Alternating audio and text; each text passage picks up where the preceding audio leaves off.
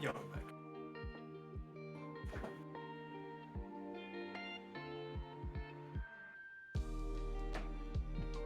Yeah, I'm ready.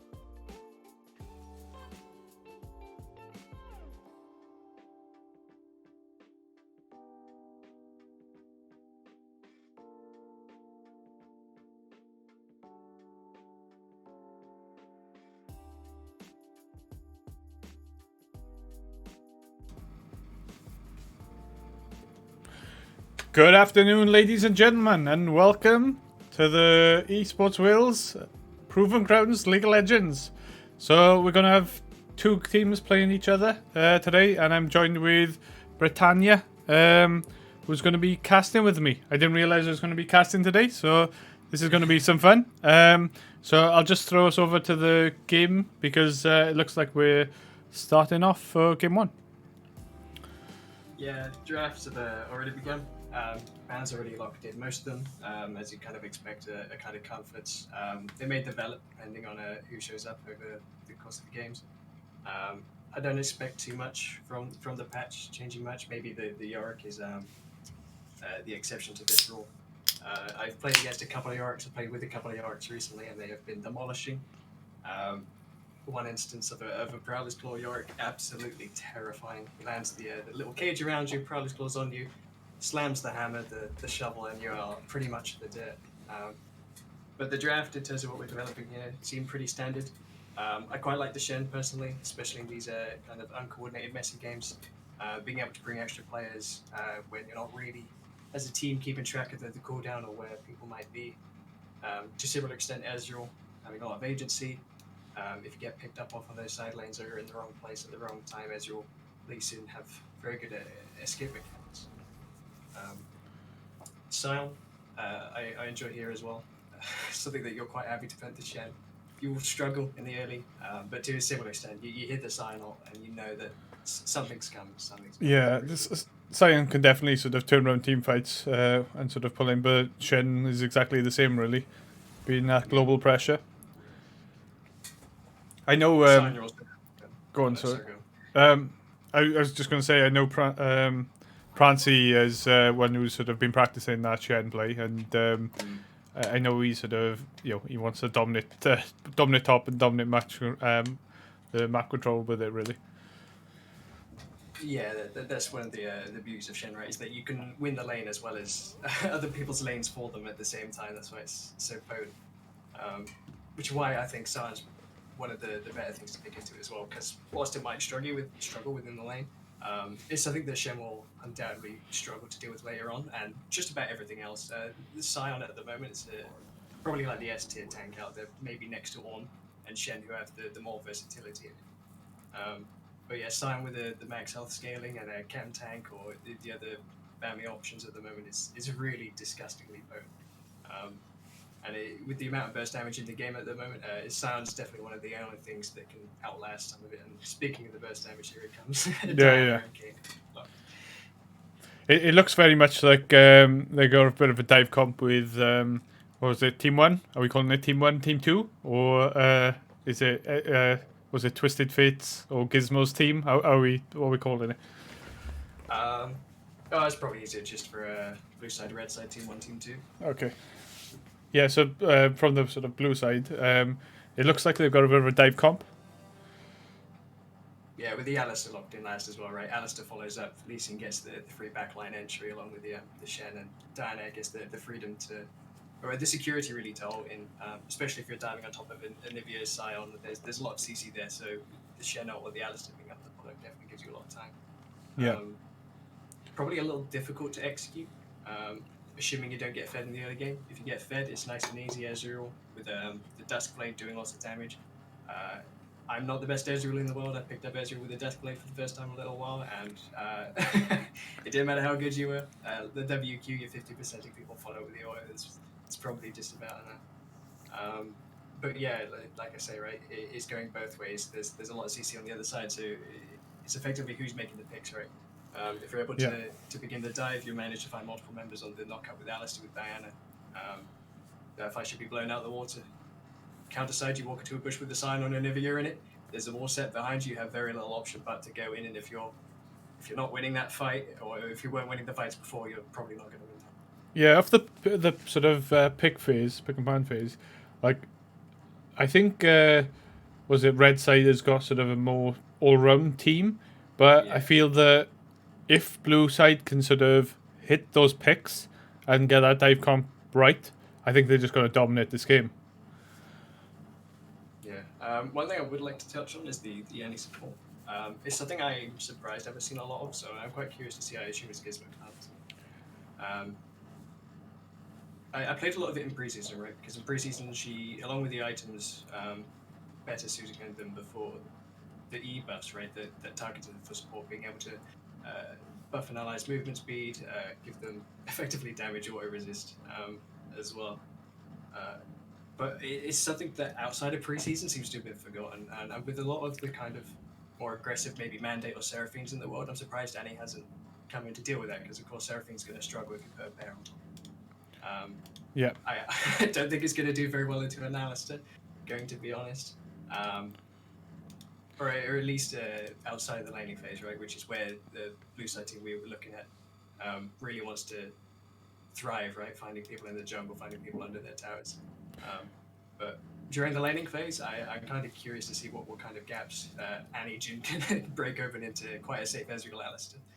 Yeah, they've got the picks. That's the only thing. So it got the poke damage with the sort of that Jin Annie. I think while sort of Alistair might be able to sort of soak up some of that damage, I think if they manage to get a stun or anything on that Ezreal, it's going to be a lot of damage coming from them. The fact that Kane's going to probably walk out of the wall from literally any angle and find the Ezreal sat on his hands waiting for the bear to give up to allow him to arcane shift away if he hasn't managed to dodge it already. It's going to be tricky to evade. But like you're saying, right, red side definitely has the kind of kinder scaling team, right, between Sion and Annie, both great late as well. Kane, blue side. Oh, sorry, not blue side. If it goes into blue Kane, the assassin, I should be somewhat surprised. I feel like it's going to be quite hard to assassinate most of those members, or at least get onto them. Yeah. So I'd like to see the rest and give you some flexible options in the team fight. I feel like Bruiser Kane in general, with the Gourd Drinker and the other aggressive items at the moment, often I feel like if you can go Bruiser over Assassin, Bruiser normally does about the same amount of damage as you need as an Assassin. It's just not as fast. And with Kane's stickability, if your main target is killing Diana or Ezreal, it's probably pretty easy to keep on them even through an arcane shift or a double dash on Diana with the Kane ult as well. So I feel as long as Kane goes Rouse, the longer the game goes, the better it is for him. So. Yeah, it's I know that like a few of these are sort of on their comfort picks with Brannigan on the Anivia, and you've got sort of like I don't know how Gizmo does on Annie, but I know he's in that support role. I know Kutch is quite comfortable in that support role on the Alistair. So and you got Prancy up top lane on the Shen. Yeah, Patty on Jin as well. It's quite reliable.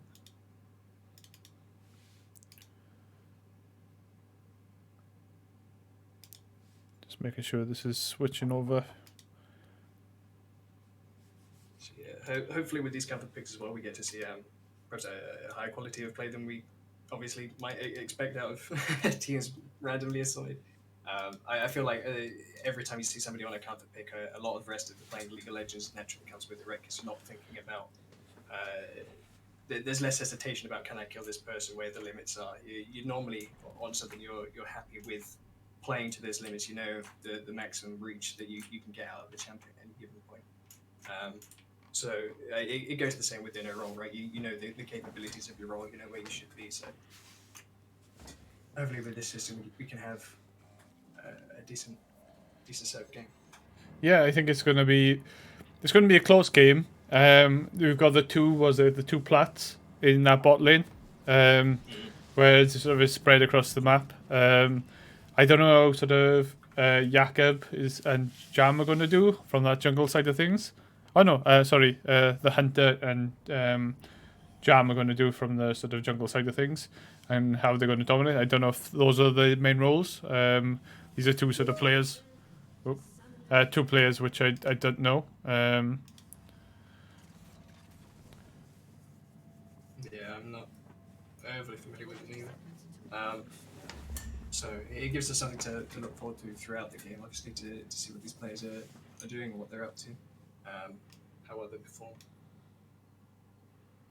And like we said at the beginning of the draft, right, with the bans being obviously targeted to the picks people are familiar with people that they know, perhaps one of these newer players might blow up.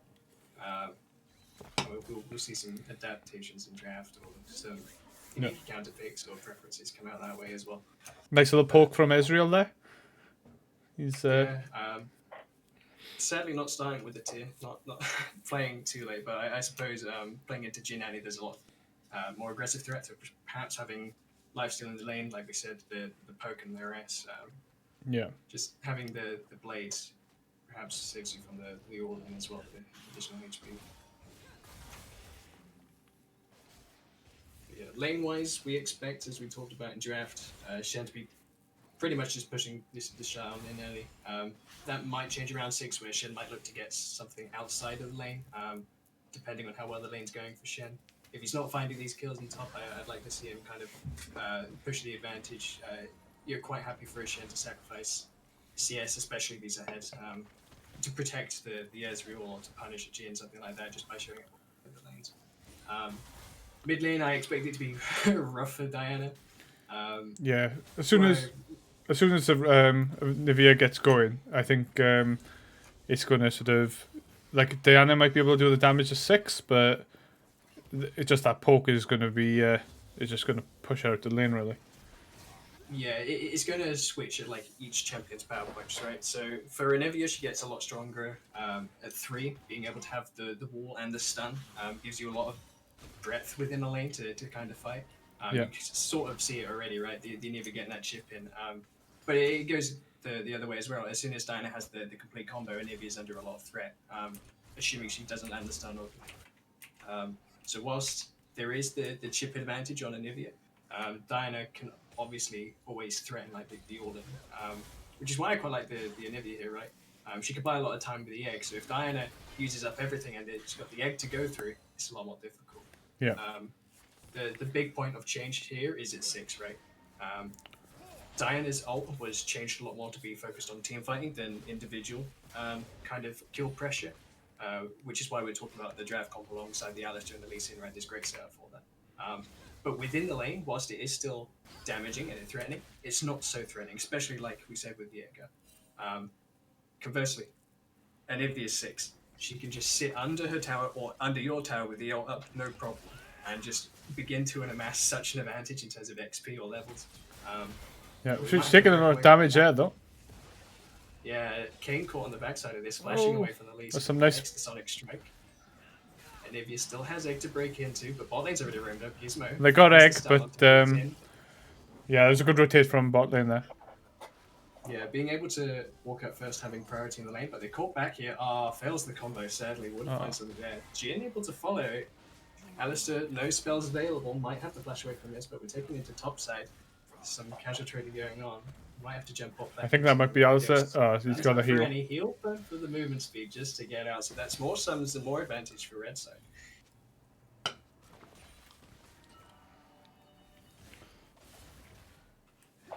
Shall we check in on the CS? Jim picking up the kill there as well is obviously quite significant, being able to put 300 gold ahead of an Ezreal who's looking to scale. Yeah. Puts the timer in Ezreal being able to break out this lane a lot harder. Annie getting a lot of gold as well. You imagine out that extended trade for Spell Thieves. Makes it a lot more daunting for Ezreal also. As soon as that stun comes up, like you can see him bullying there for the stun. Yeah, you have to play at max range for the Q, or perhaps even flash. You know that Annie's burned her flash now, engaging in mid, but the same thing applies, right? Alistair's got no flash. Suddenly Alistair's threat within the lane's a lot smaller as well. If he has to walk into a stun range of Annie, before he can get the engage off, maybe Alistair just dies. And yeah, so I expect blue side to play this one quite safe. I mean, we were talking about it before, between Arcane Shift and Alistair passive with the Triumph Roll. The deep blade as well gives them a lot of sustainability within the lane. I feel as long as they lean onto both. Shen looking a little worse for wear. Is a wave up though. Yeah. Like we were saying, tank into tank shouldn't be too much of a threat. Yeah, I'm sorry, I'm just clicking the sounds. Right. Sure. Yeah, Lee Sin finding his way to the top lane here is just going to push Sion off this wave, make sure that there's no real threat of dive if Sion hits 6 buddies. That mana there. Here's this breakpoint we're talking about in mid with the Inhibitor hitting 6. Yeah, that was a lot of damage. Takes the wave at the same time, and Diana's kind of stuck there with no mana at the moment. Expect Anivia to back soon as well to try and push advantage, but Kane's here in the meantime. Flash out of respect from Diana there before Kane gets in range. More trading on top side. Sion without mana here. Shen a level up already, fighting into the wave. Not too much of a problem with the Spirit Guard. Annie looking to play around this range as before. You're looking at that mid lane, and you've got Brannigan on the Nivea with a 55%, a 66% win ratio in gold 4, and then you've got Jakob then with a 1.9 KDA in bronze 2. So then Nivea is looking like sort of the balance there, where you've got the sort of the plat 3 and the plat 1 in your bot lane from your ADC and your support against each other. It's a big old difference on that mid lane. Yeah, so far I don't think it's been too bad, right? It's been unfortunate that Diana, the kind of lane's gone the other way. Both of them back into the lane now. Worth of note, whilst we're talking about that, red side used this advantage, the flash advantage and the shove, to reach in for the first Drake. Not quite so important for their comp. Of course, it's not leg negligible, right? Percent scaling on damage is... it's not to go amiss, you're not going to say no when it's offered. No. But I feel like with a team that likes to play probably quite slowly between Sion and Nivea, the amount, or the burst damage isn't too threatening. But another stand lands onto Dan here. Gizmo already broken into the lane. Goes in, but sadly the vision isn't there. The hindsight is 2020. Yeah. Picked up there. No flash as well, burn early. The vision there. Can they trade? Now, flashes out of Ezreal to clean that one up. Just a little bit of an overreach, perhaps, but only just really quite enough to pick up Jin there. Didn't quite get to see the setup. I assume it was just approaching the wave, trying to stop it from crashing too hard. Lee Sin finds his way onto a stun just before flashes away. All yet to be used, just to be sure he's not following that one up. Is Ezreal going to stop? Ooh, so nice damage from Israel. Not quite enough to pick it up, but it is still the timer or time spent. Maybe playing with death, just sat on egg. Not really a lot. I'd expect Anivia to be able to win that trade into down. Pick onto bot side though. The Tippers comes down, just not respecting the 6 advantage. Alistair with no real out flash, just come up I think, but blind Tippers is quite hard to react to, I can tell you that myself. Yeah. It's having that, like the Annie, as you said, has got what, 2 kills now. That was the 2nd kill. Plus the sort of things that they're able to build up that damage, and especially you just drop that sort of ult, and then you have the sort of follow up from Jin, the sort of stun. So you can't really do a lot when you get that double stun. Yeah, the range particularly, right? Most of Annie's buffs historically have been to her range, right? They gave her auto famously back the range she used to have back from like season 2, which was what was making her so potent before. Yeah. Having that back along with Tibbers, like stun range being increased somewhat over time, plus the ability to give Jin the movement speed just means that you have so much space within that lane. Alistair's great at punishing targets like Annie who have no mobility, but like between the shield and the stun ranges on Annie, it's hard for Alistair to really get into range for all his combat to really punish that. Yeah, some nice damage up to top lane there with Shen. Oh, and yeah, it's really good for Shen, but Diana caught in the wave there. Jakob has made a mistake again.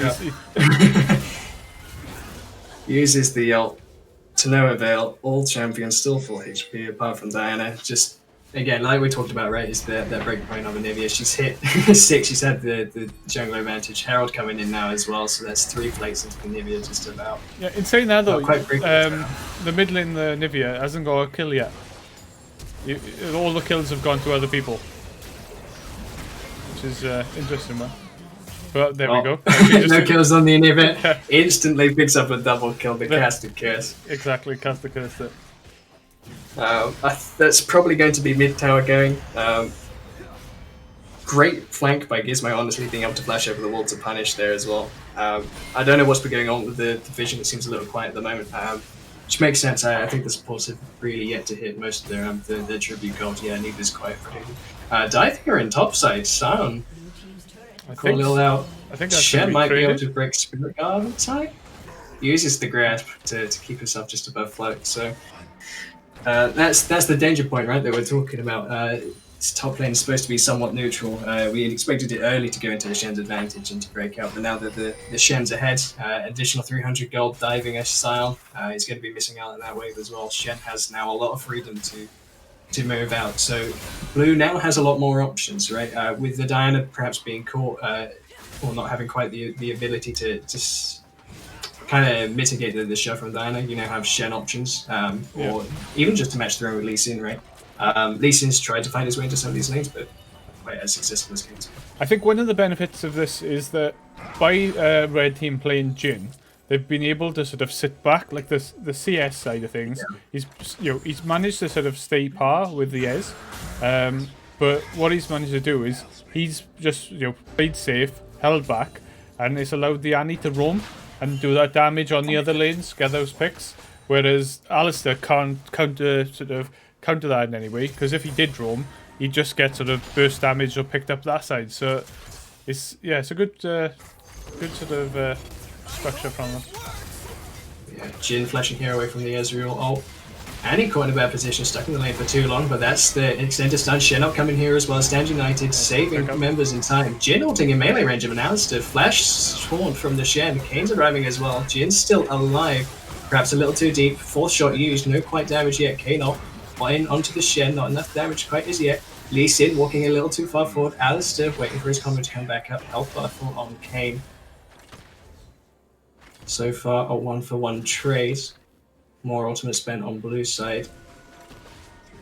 Nothing much more than that. They're still looking around potential here. Shen walking forward to catch this wave. Stun lands. I think this is risky from the Shen here. I don't think either team wants this. No. Far too close with too little mana to that tower. You're just going to have to put that wave in and maybe get a plate.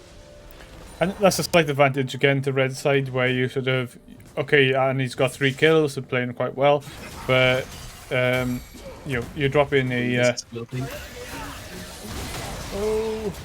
Ezreal comes back in time. The Prowse overstayed on this one, as we said. Yeah. It's they just weren't too sure about it, and what red side advantage we were just about talking or discussing is instantly thrown back. And that's a lot of gold that's come back into the blue side there.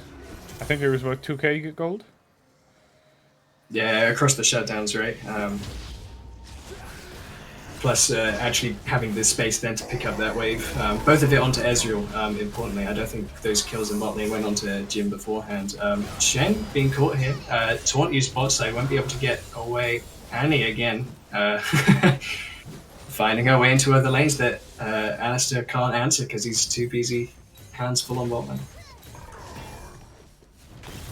Sion being able to break out of this lane, gets first tower and top slide, means that Sion's able to now pretty much play in to whatever lane he wants. Ezreal caught a little far forward here. Flashes away, Arcane Shift already used. Alistair having to use the Unbreakable Will. Kane hops inside. Perhaps could have waited for it to go down, but the Gale falls from Jin's enough to pick that one up. Alistair, no real escapes. Caught a little far forward here. Sion it. No tower to defend it. There's the the trade for whenever you're another one of those, and Dinah is sent back to the fountain in grey. Nothing happened bot side in the meantime, but we're playing for a second Herald. Yeah, it seems like sort of Red is sort of slowly moving forward. They're slowly sort of taking the more objectives and like edging forward, back. But we haven't really seen that sort of the plus of blue side. We haven't seen that dive really sort of pay off. We saw the play sort of bot lane, but it didn't really seem they really had the advantage there. And it's just sort of they're on the back foot. And I don't know if their team can team comp works off the back foot. It's one of these team comps which seems to sort of go ahead when when sort of they get ahead, they can keep that building and keep that momentum going. Yeah, it's definitely one of the snowball unconscious. Dinah's getting caught here again. The stun manages to land there, perhaps stopping Dinah from going too much further. Jin caught out here as well. Nice pick on Jin. Ezreal with a lot of money already. Stun lands. That's more money in the pocket of Ezreal. The scaling pick we wanted. The kind of reassurance for this, as we were saying, dive comp that seemed to be behind. And it's something we talked about in draft right here. Blue sides, you don't really want to be face checking behind into Sions and Anivias and Kanes, right? It becomes very difficult with Tibbers as well. And we're talking about the fact that it's very much a team fight comp, right? With Shen being able to match from afar, you're able to split here. Annie flashing forward here, hasn't yet dropped Tibbers, stun still available. Kane healing up, Shen finding his way into place, and United comes in, they're walking away from this one. Dana and Lee Sin far behind. We wanted to see some dives. We might get one here. Alistair's posturing for it. No Arcane Shift on Ezreal. Gizmo looking to punish. Those additional members have now arrived. Jin's walking into range. Remember, he's got that long range stun to follow up should something happen. Unless he spends it on the minions. But he does have the ult as well. Blue side. They just going to secure his dragon by that thing. Onto Dragon. They are losing on top side, don't they have numbers advantage. Shawn with the Demolish is going to start to really scale up with that tower. Kane face checking into that. Not quite what you want to do. I don't know if that's worth it. Maybe a sound on the top side. Jin opened up. They might be able to sandwich something here. Stun, but onto Alistair. He's still alive. Everfrost used now as well. Ezreal getting free ship. Gale Force finds into the top side. Diana's actually able to fight Anivia here, pushing her out. I take it back. Anivia 1v1s for Diana. Lee Sin spends the time onto Dragon, picks it up. Nice the chase is going on. Ezreal's got a lot of time. There's a Herald in top side. Sion's breaking up an inhibitor. 2 towers and an inhibitor for what? Jin caught on the taunt, gets taken out on the backside. Ezreal just about evading death there as well. There's one fight for blue, but they're losing their base in top side. They picked up a few things, they picked up Dragon, they picked up a couple of kills, but they lost so much topside. Like, look at this. It's like he's gonna get more damage in with the zombie passive as well. Yeah, I don't know if that was okay. They needed Dragon. They had a lot of damage, but they haven't taken a tower yet, and they lost what 3 towers there. They'd already broken top, so yeah, they lost 3 in the end, right? The Inner, and then second tier inhibitor tower, and then Nexus tower number 1. So yeah, overall gold advantage probably ends up on a red side, right? Despite being down, I think 2 members from the fight. I think it's fine that they thought they could fight the Drake. I just don't think they had the setup to do it, right? You're walking through enemy vision through a funnel into the Alistairs and Dianas that we're talking about, right? Ezreal was able to remain untouched. Annie unable to find the space to punish the Ezreal this time. And Nivea as well caught onto the top of the fight, won the 1v1, but had no real ability to extend the fight past that. Looking for something here, Kane walking in. Diana finds him, vision left in the wake, but now we have a Scion who is far and away one of the richest members on the map, I'd guess, by now, having shoved those towers and getting was probably like 3 or 4 waves to himself, and sat at level 11 too. That's an unfortunate pick from Alistair. Like, he might be able to get out of this, actually. Double taunt from double knockups, quite a good attempt. Kane able to keep himself alive and out threat though. Diana caught on the back as well. 4th shot just about finds Alistair, and Shen flashing away. Kane to follow. Finds Alistair on the back, and that's 2 kills to Red. Guess we're looking for more. Does a good amount of damage onto Lee Sin here, but the waves arriving in mid, they're going to lose priority on this one. Sion he doesn't like towers, he just hates them. Really kind of focused towers, just walking up into it here. They have 2 inhibitor minions in topside as well, and only 1 Nexus tower, down 2 members. They're really split. Oh, good lord. There was a Lee Sin there, if you weren't aware. Not anymore. Ezreal used trying to thin the wave, misses most of the minions. This is another inhibitor going out to focus on the other tower. While Ez is ahead, it's not a lot he can do now here with that push. It is just trying to poke where you can poke and do what you can do, and hopefully they respawn. Yeah, he's gone for the Essence Root first, so ideally he's looking to get multiple procs off Sheen, so he's looking for slow fights. The issue is that he's not getting these fights, right? With members being blown up, or he's being pushed out between like Anivia or Kane and Sion threatening like the zones with Annie as well, right? It's very hard for Ezreal to get in any more damage than a long range Q at any given time. And Diana and Alistair, who are looking to burst, haven't really got enough damage behind them to quite execute that onto Sion and other members that are ahead. Red side using their priority well, so looking to find another tower. Annie threatening dive, keeping them away, is chipped out, but they got what they wanted, and that's another tower into the pockets of red side, now 7k ahead. Almost caught out there, just about leaking away from an Alistair, but yeah, blue side here is going to have to kind of turtle for a while, and it's what we didn't want them to be doing with this aggressive forward playing comp, but sadly the early scaling team is able to find the pick sooner and is able to kind of just put themselves out of reach and out of touch of this dive of threat. Leeson finds a Sonic Wave. Nothing too much here. Annie really wants this blue buff, but with it sort of 7k sort of money difference, you've lost all your towers. Yeah. They're really pushed now and just going to be backed into a corner, and unless they can sort of all group and use that strength in the comp and just sort of dive them and dive onto like 2 or 3 and get those picks, just to balance back into the game. I think they're sort of slowly losing battle now and can't really get out. Yeah, it's definitely red sides to lose, right?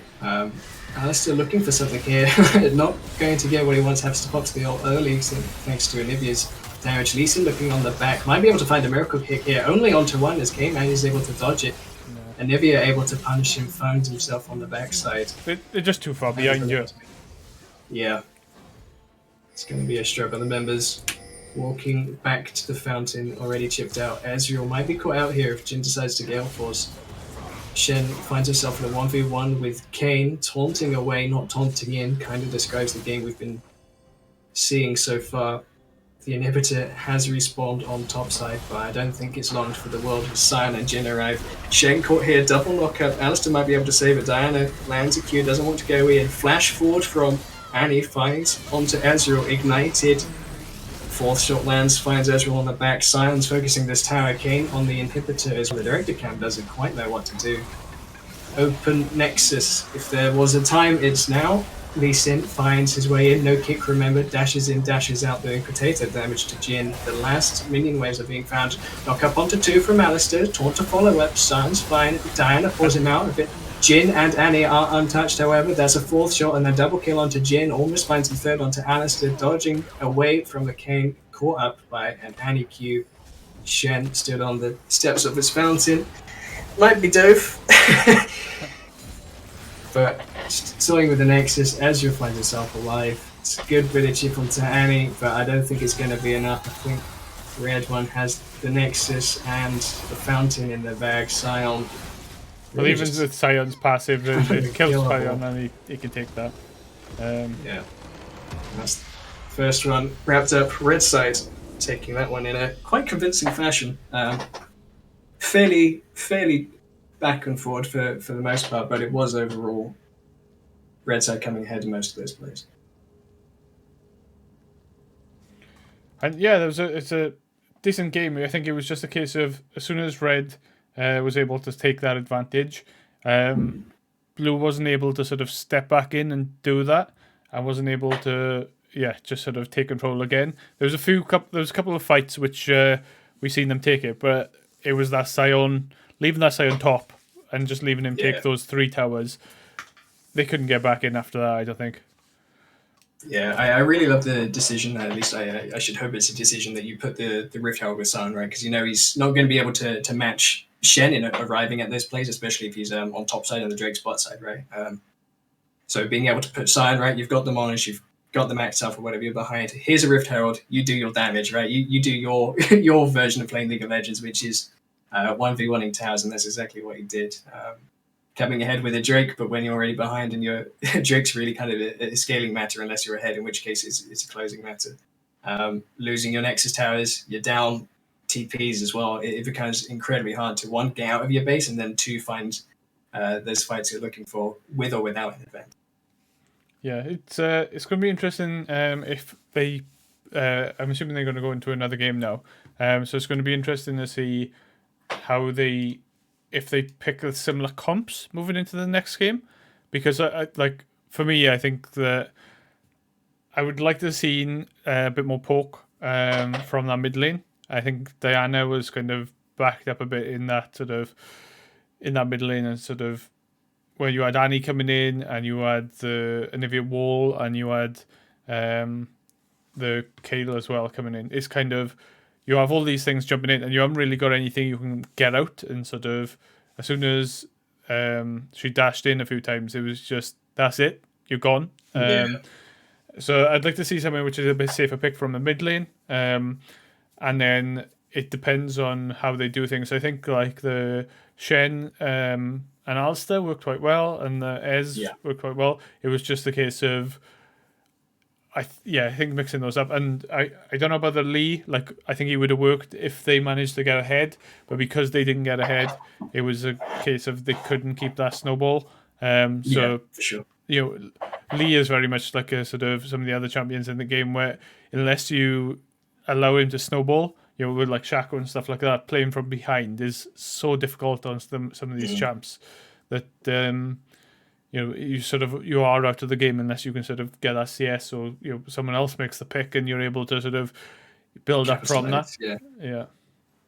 I think very much the same, right? I think sadly Lee Sin was a little bit invisible there, simply because he found himself ganking in a Sion on top lane, which is particularly difficult, especially since he's building armor anyway. And Diana as well. We talked about it. Anivia hitting level 6 makes it particularly hard unless Anivia's able to find those all-ins. And the way that Annie broke out of the bot lane, since they had priority, really just put Diana so far behind in the first tower, putting the tower away as well. Just took all of the safety and potential for Diana to stabilize into the bucket, into the bin. I think in draft sense, perhaps something more reliable in terms of ganking than Lee Sin, something that can punish some of these laners a lot better. Or maybe something more damaging as well, right? We saw in bot lane, they had numbers advantage, but there wasn't a lot they could do with it. They didn't necessarily have the damage or the reach to find some of those kills. So perhaps something more aggressive out of one of the other lanes might improve their chances at playing from behind. Yeah, I agree with that. we'll sort of see how it goes. I'm not sure if it looks like the teams have whether they're still sorting teams. But if they haven't, then this looks like a very unfair team 1, team 2. So I don't know if they are switching back round. There are some switches, so I don't know if the teams have been changed here or if it's. Yeah, I don't know if the teams are going to be changed here or if they are running the same teams. That does look like the same team, right? Yeah, I think they're just arranging it. I don't know what the channels are looking like. It's probably the best indicator. They've moved back all into general, so it's difficult to tell. What I'll do is if I throw it to a quick break, and then when the game gets started, we'll jump back in to see the pick and ban phase. Sure.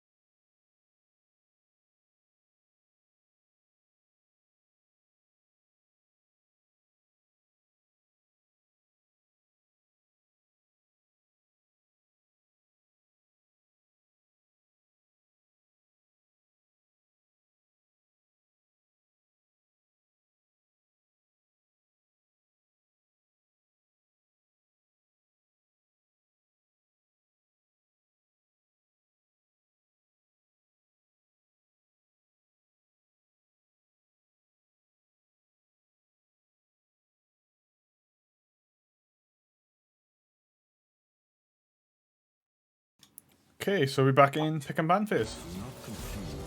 Yeah, I think it's really important to note that straight out of the gate, the Anivia is gone. And the Makes Alistair's it good in gone. that sense. Yeah, that's the second point, right? Obviously, they recognise that maybe one of the bigger threats to what they wanted to do, or the most mitigating factor, was Alistair. We saw it as well. He was able to headbutt and/or pulverize Kane and other members out of the fight, like Annie. As well as, I guess, the ability to reduce the CCs getting afflicted by it, right? Inside the lane, we discussed it as an issue that Alistair's engage range is effectively the same as Annie's stun. So I think past 6, once Alistair's able to break out of Tibbers, it becomes quite hard for the members to follow up. So if they're going for something similar, I quite like the Alistair ban taking away here. I personally love Thresh. I think it's probably one of the S tier supports at the moment.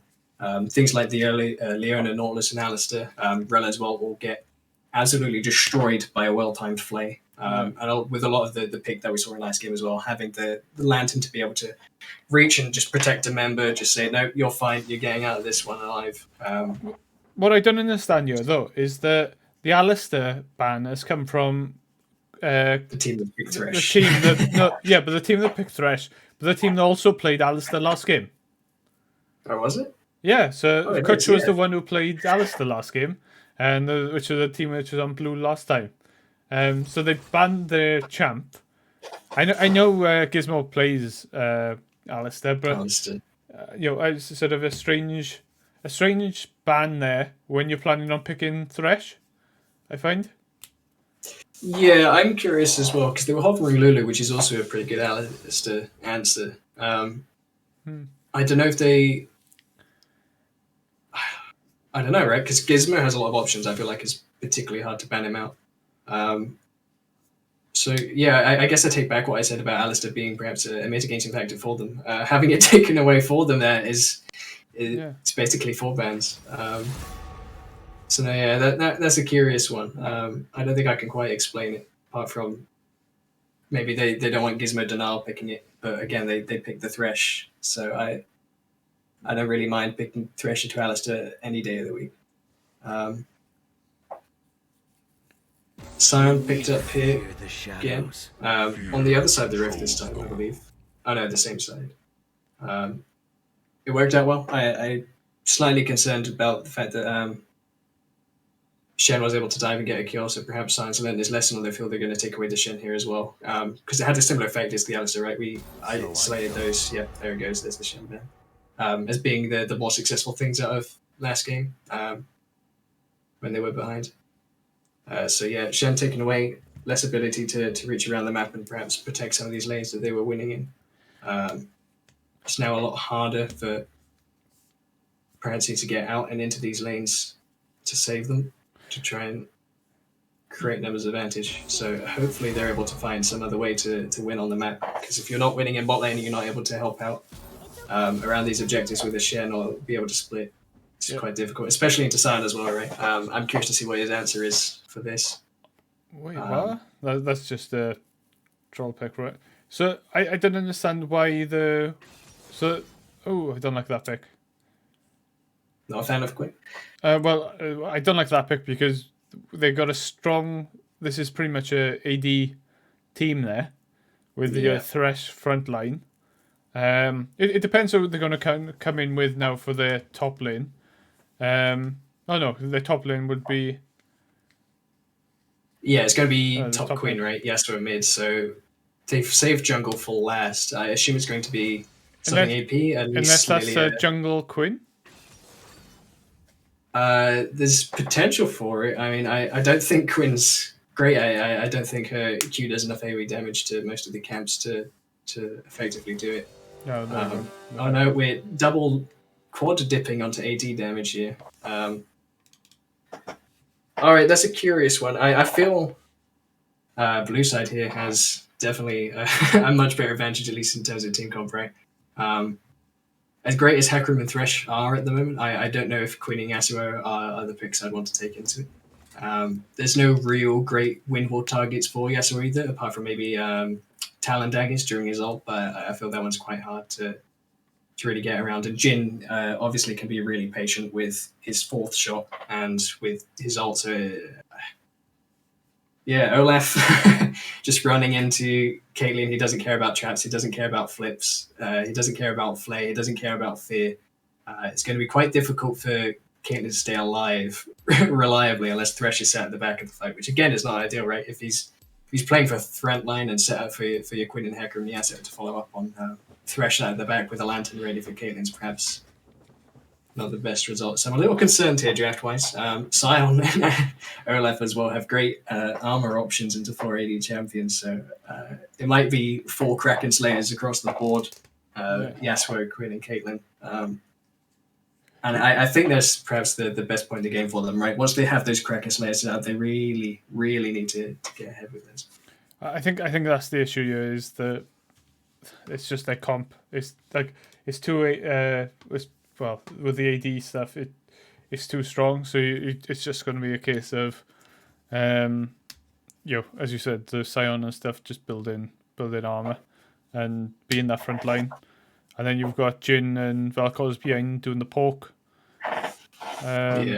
With sort of even the Olaf really doing the poke as well. Like the Talon is your wandering around burst damage, but I guess it depends how the Talon's going to do against the Yaz. I think that's why the Talon's been picked there.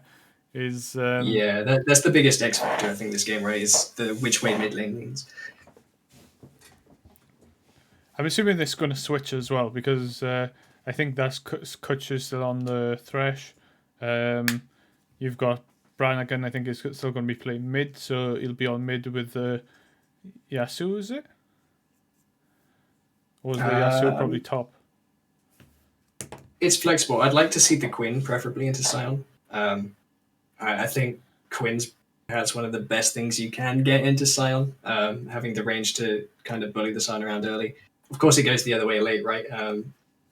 As soon as Quinn flips you to try and start a fight, it's, well, press R, press Q, either one will do. The W shield's basically the same as Quinn's health bar, so she's pretty much written out of the wind. So yeah, it's difficult, right? Because Sion is going to basically have the same result as maybe last game, right? Yes, Shane got ahead, Shane got a kill, and was able to really well influence the other lanes, right? Quinn has a similar ability with the ult. Sion really doesn't care past 20 minutes. He just kind of forgets at that point. Yeah. So it's kind of setting up the same story, right? We wanted a lot of dive from blue side, now red side this game, with the Hecarim and Yasuo and Quinn and Thresh as a kind of escape tool. There's a lot of potential for that as well, and a lot more potential for picks. But again, the scaling advantage is definitely in favor of Olaf, Vel'Koz, Sion, and Jhin again. Yeah, it does look like they have switched, because I think Jakob and Brannigan have switched. Looking at the teams, I think they played the last game on the other teams.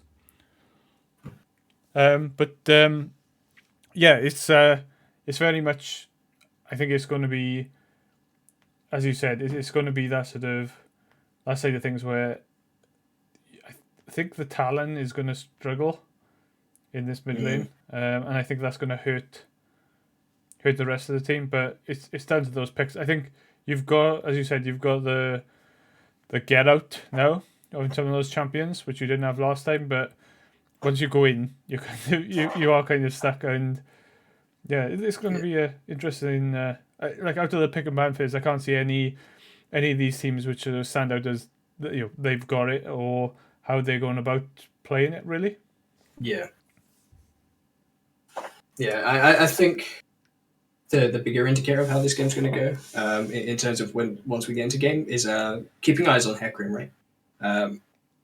I think the jungle role's been swapped around a bit. I think whoever it was on Lisa before press wasn't too comfortable, and I think you kind of saw that maybe, not being able to find some of those ganks. So hopefully this time, with coach on Hecarim, perhaps one of the best junglers at the moment, if not the best, maybe next to Lilia and Olaf.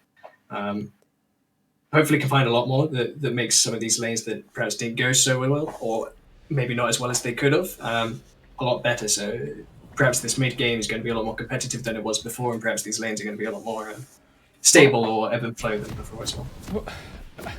With the red team here, looking at the stats in the background, you've got 3 of the players who haven't played these champions in ranked this season. With they've played, like Kutcher's got 31 games on Hecarim, but none this season. And then you've got the other ones who've got sort of around 50, but yeah, I'm surprised they've played these. And there's Flash burned already from Cat. Yeah, Kate with Thresh perhaps looking to invade or punish something here, gets punished themselves. They find a 4-man stack in a bottom dry bush. Respect Flash burn, although I don't think anything really CC was coming their way quite so yet, but good to see all the same. Hook lands just to deny back from Slan. I don't think it's really too late to prevent anything. Minions have spawned. Maybe this time it is. Second ward dropped into bot side. Now puts on perhaps a little late to lane. Quinn should have a fun time breaking open that one. Still lurking around here. They know they must have a numbers disadvantage. Checking the bush, they're now spotted out, so there's potential here for them to be punished. Gizmo's looking to do exactly that. Vel'Koz, no CC as of yet, just the W, trying to get some spell thief stacks and make sure they have a safe way back to lane. Curious start. Hecarim having to start leashless. It's probably really fun. The champion's pretty disgusting at the moment. Olaf getting a smaller one, but again, he's the same case. The lower he is, the faster his clear is at the same time. So maybe it's a good thing for Olaf, depending. Yeah. But let's talk about mid lane since the camera's here at the moment. Yes, we're getting that's a lot of damage on that talent already. Yeah, Conqueror procced as well. Ignites are available for both laners. Vel'Koz caught on the side, put really low. A lot of damage. And I thought Ignite... Did they get Ignite off then? They probably could have got Ignite off. That's just what I was thinking, right? An Ignite there might have just been enough. One trading game mid lane. That's got to be tough. I'll have to arrive down here as well. The Vel'Koz has gone first. First blood over to Thresh. But it's still a 2-for-1 in the end. Looking to give this one over to Olaf. One for Jin, one for Olaf. So trade on that. I think they were meant to give that to Jin, or Jin was expecting him to give it, and Olaf was just like, nah, I'm keeping that. I've spent my time. I deserve good pay for that. Does indeed pick that one up. Not quite a 300 gold advantage since First Blood went over. Into Kate, into Thresh, sorry, so not quite where you want it, but it is still gold advantage to red side within the lane. Though I expect CS and EXP advantage to be skewed a little from there. See someone top side a little bit of the event. On Stone, I've just realised on Sion, I'm surprised they haven't got rid of that Sona spell yet. It's honestly a little troll in my opinion. Talon just gets bit of a disrespect there, auto ignite. Not really a lot you could do about that one apart from don't walk into range or back, one of the two, I guess. And that's quite scary. We were talking about it past 2 drafts. Basically, you don't want these kind of drafts to get ahead. Talon, you were quite worried about in particular getting behind. Is now down 300 gold into a Yasuo plus the wave. I think with Yaz as well. When he gets ahead, you've got that sort of the wind wall which comes up, which you can defend against, and then he's got sort of his abilities and his ult, which I don't think there is other than the Sion. There isn't any other knocker, I don't think, for him to sort of play off. But yeah, just doing that sort of that damage on the ult, it can just change the team fight, especially if they're grouped so quickly. It's also one of the best options into the backline, right? Because Queen effectively has to fight whatever's in front of her, unless she gets a good flank or she's arriving from an angle. Thresh might be able to facilitate that, but Hecarim normally tends to dive onto the front line, but still Kaylin's got to hit whatever's in front. So as long as Olaf and Sana stood at the front, which they should be, it's quite hard. Yasuo ahead lands a single tornado on Gizmo, or Vel'Koz, or Jin Sapphire at the back, which is definitely possible. It becomes a lot harder for them to win that fight. Unless Sion gets ahead or Olaf becomes extremely fed, it is very hard for them to really wrap up a fight, since they can just effectively chain out those 2 members in the end. Flash button on Olaf is pretty significant. That's a great pick there into mid lane. Yeah, are they going to do Dragon off that? I Olaf's think they can. Low. They're building up for it. It looks like Talon's going to be late to the party at this rate. They are in a health bar advantage, but a number disadvantage at the moment. Olaf has no way into this pit. There's no glass cone. Jin flashes in, caught on the hook wind wall there. Talon's arriving. Olaf is still stood there. No mana on Vel'Koz. Talon might be caught out on the back as well. Great tornado prevents him from flipping over. That was a lovely one more from Yaz. Protect against the Jin damage. Good respect flash from Gizmo there. Great opportunity for Prancer to try and find something. Finds nothing but a flash for flash trade on the back end. A lot of time spent there by Olaf. I get the feeling it might have been able to reset walk back in time. Yeah. Trying to steal it away with just an axe into a smite. I feel like kind of baited other members in there. I think you were quite happy just to give that one over. Down members, down summoners, down lane advantage. You're better off just gaining control of your sideways and taking that advantage for an early Ocean. One of the better jokes to pick up earlier, we talked about how Infernal was perhaps not so important. Ocean for this comp is a lot more important to them. By matter of fact, you don't want your opponent having it, right? It's a lot harder for you to one tap or win fights into Olafs and Scions. They're healing throughout the fight as well. So yeah, not too sure about the call on that one. I have to see what Red Side does with the goal. I think because they were low, that baited the Jin in, but sort of that's a big play for an ADC to flash forward into the Dragon Pit. Yeah, into a Dragon with 4 members, it's bold. And it was like I think he would have got the pick off. He would at least sort of taken someone with him if it wasn't for that Yaz windwall, which just allowed to negate all that damage, and then allowed them to just jump on him, pick him off. And there's nothing. Olaf was too low to do anything. There's nothing they could do then from that. Yeah, I assume it was just a bit of a mixed call, right? Because nobody really followed up either. But you saw Talon was almost in range, so perhaps the flash was just too early, or perhaps members were on different pages. Perhaps Gizmo and Jam wanted to kind of wait for this dragon and attempt to steal and burst it together rather than actually burst a member. That's not the way it went, sadly. Herald spawning soon, though. I'd be impressed to see Hecarim not really punish these lanes, right? You know, Jin and Velkas have no flash. There's a lot of opportunity if they let them or lead them into the lane for Hecarim to get a good taunt. Not taunt, sorry, a fear behind them. And really just kind of break over this top lane. A hook lands onto a Velkas straight into the jab. Flay, Caliber net. Nice and easy, nice and clean, no problems there. Gizmo caught a little bit out. Flash for flash trades is definitely in Thresh's advantage when the hook is such a big threat when your Caitlin's actually a bit further ahead than the Jin is currently. Hecarim finding his way into mid lane, spots out Olaf as well, so nothing really going to be happening in mid and just perhaps looking for the Herald instead. Oh, that's a nice. Yeah, it was a lovely hook line. Jin there. We'll be able to see the result of it. Brawl into the mid lane as well. Ignite onto Yasuo, uses the ult to get the shield, but it's not enough. Talon finds that one on the back end. Windwall is he going as well, though? Oh, what did he get out that with? What was that, 30 HP? It was definitely close to single digits, that's for sure. A single minion or a cannon or it might have been the change on that one. So that one was very close. Not quite what we were expecting out of this lane. Hecarim looking for that gank top lane. Olaf for the counter gank then, unless Olaf's gonna go Rift. Surely he's seen the gank, so he's gonna, yeah. He's arriving into top lane. I don't know. Sar still has his ult. Flashes away to create some space. Hecarim not quite enough. Does find it over onto Quinn, but Olaf's arrived at this point. There's a zombie sign to contest with as well. The Unstoppable, the Undertow finds his mark, but Quinn with pressed attacks able to trade back on Olaf as soon as the Ragnarok runs out.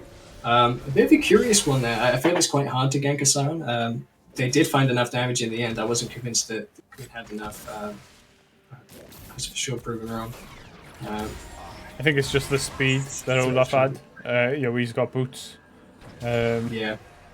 I know, Olaf, sorry. Hecarim? Hecarim, yeah. I'm curious as to why Sion didn't really ult there.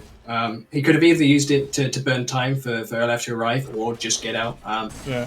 There's a point where he flashed but got feared. Yasuo finds himself in bot side here. Windwall will prevent really anything from happening as a result. Hecarim down here as well. Drake spawning soon. I assume they're just here early for it. Exceeding the Herald to Olaf here. Quinn might be in a bit of threat. I don't think Thresh got back either, so they're lacking a little vision on bot side, so we might get a bit more action here. If not in top side soon, as soon as Olaf gets this Herald. Quinn does have doubles. Sion's life is pretty miserable at the moment, but he does, as we were talking about. Oh, he spent. Oh, ready. Okay. So maybe less opportunity to get top side there. Tornado lands onto Talon. No, odd follow up. Sion really feeling the wrath as we were talking about there as well. Herald now taken and confirmed by Olaf. Infernal Drake has spawned on the bottom side as well, so bot lane with priority should be looking to work towards this dragon or bot tower, one of the two. Olaf making his way down to bottom side since the action's there. Quinn in the river as well, looking to make something happen whilst the top lane is shoved in. There's opportunity for Talon to come up big here. He did find the solo kill onto Yasuo. Kind of recovered. Yasuo has held his ult, still available for this fight. Sion won't be making it. There's a pick onto Velkas as he's flayed straight back into the Yordle snapshot. Flashed in. Hecarim's picked up one on the back as well. Dashes over onto Talon. No real way to get away from there. Flash Flay doesn't quite find his mark, but Jin holding his fourth shot. No mana. Flashes away from the second Q of Yasuo. Hook lands. Jin perhaps anticipating it. There's no follow up. Flay ignite might just be enough. Heal to follow. Burning away. Got enough. get him. That So was no well concern played. there about Well Thresh, played. but that was well played for sure. Now you can get that one solo. Plates found on top side in the meantime as well, so Red coming out very far ahead on that play. I believe they secured the Jerk, and yet, indeed, we might see another kill here as well. Exhaust onto Caitlyn is just not enough. Olaf not being able to get into that fight. Vel'Koz hooked, flayed alive. Rinse and repeat here. These hooks coming from Fresh is deadly today. Like, you know, he's got 4 kills himself. He's got 4 assists. He's just been, everything he hooks, he's been able to kill, really. And now they're so far ahead, I think it's just the damage we should be putting out. Yeah, and Caitlyn's also a beneficiary of this as well, right? Probably gets a Gale Force or something. Yep, there it is. Gale Force on that back as well. Locket completed. Kraken completed as well. These first items, these mythic items completed on red side, is really huge. Sadly, there's no objective for them to fight for. So here, a real test of skill is trying to find a way to break up on one of these towers, right? By putting your Fed members like Caitlyn Thresh perhaps into the top side with Quinn. It's really about moving your richest members around the map to where the objectives or the place you want to target are. So where you have tower place or towers close to falling, I want to see Caitlyn and Thresh being moved to. Or bring Hecarim with those members so you can break the first tower and then you have this trio just to kind of roam around, right? It's then a lot harder to attack a Yasuo or a Queen in a side lane or in a lane where they have a tower still defending them as well. As you can see, Caitlyn really putting the number in onto Jhin, who's a bit of gold behind. Herald being used by Olaf perhaps to prevent something here. Quinn caught by the knockup from Vel'Koz is just absolutely obliterated with the beam and the silence. They threw everything. Not really a lot of answers to that. Herald crashes into top side 5 seconds before play goes, just about getting the value out of Herald. Nothing more here. Lantern being used aggressively. Hook lands onto Olaf. Ragnarok now used in response. Talons are after this fight though. Thresh 4 kills. Locket used. Olaf doesn't get. There's the Ragnarok damage. Yasuo finds a windmill on the back. Caught up by Silent in response. Hecarim not really got away into this fight. There's a double kill for Hecarim. Talon following forward with the flash ignite onto Hecarim. Uses Soul to try and fear him. Just about dies with the tower shot to follow and red buff. Yields a tower in response. I'm not quite sure what the call was there to bring 3 members into 4. Perhaps they thought the tower or the picks would be enough, but yeah, one member at a time finds opportunity, but Olaf finding gold in response. Yeah, it was a nice pick from, Olaf. Then I think it was a bit indecisive when they were playing for that fight top lane, because you could see Talon and that sort of backing off, where I think if they went with the Olaf play, they would have been able to sort of take that without losing 2. But yeah, sort of to take a tower and was it 3 or 4 up there? Yeah, it was a good good turnaround from where they were. Yeah, being able to break first tower here is really important as well, right? We were just talking about how it's best for a red side here to start using this Caitlyn or whatever to try and start siege and break over these towers. Whilst there was nothing really for them to play on the map.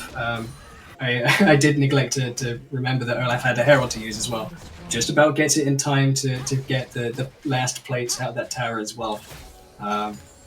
So great timing, great response, and I guess just great recognition that they could win that fight, that they have the numbers advantage. I think that was stunned here. The first Thresher I've seen him miss a game so far. Oh, there's another one. There's a second one, and he's caught between the box and the hard place. Hard place being Olaf. 4th shot's coming in here.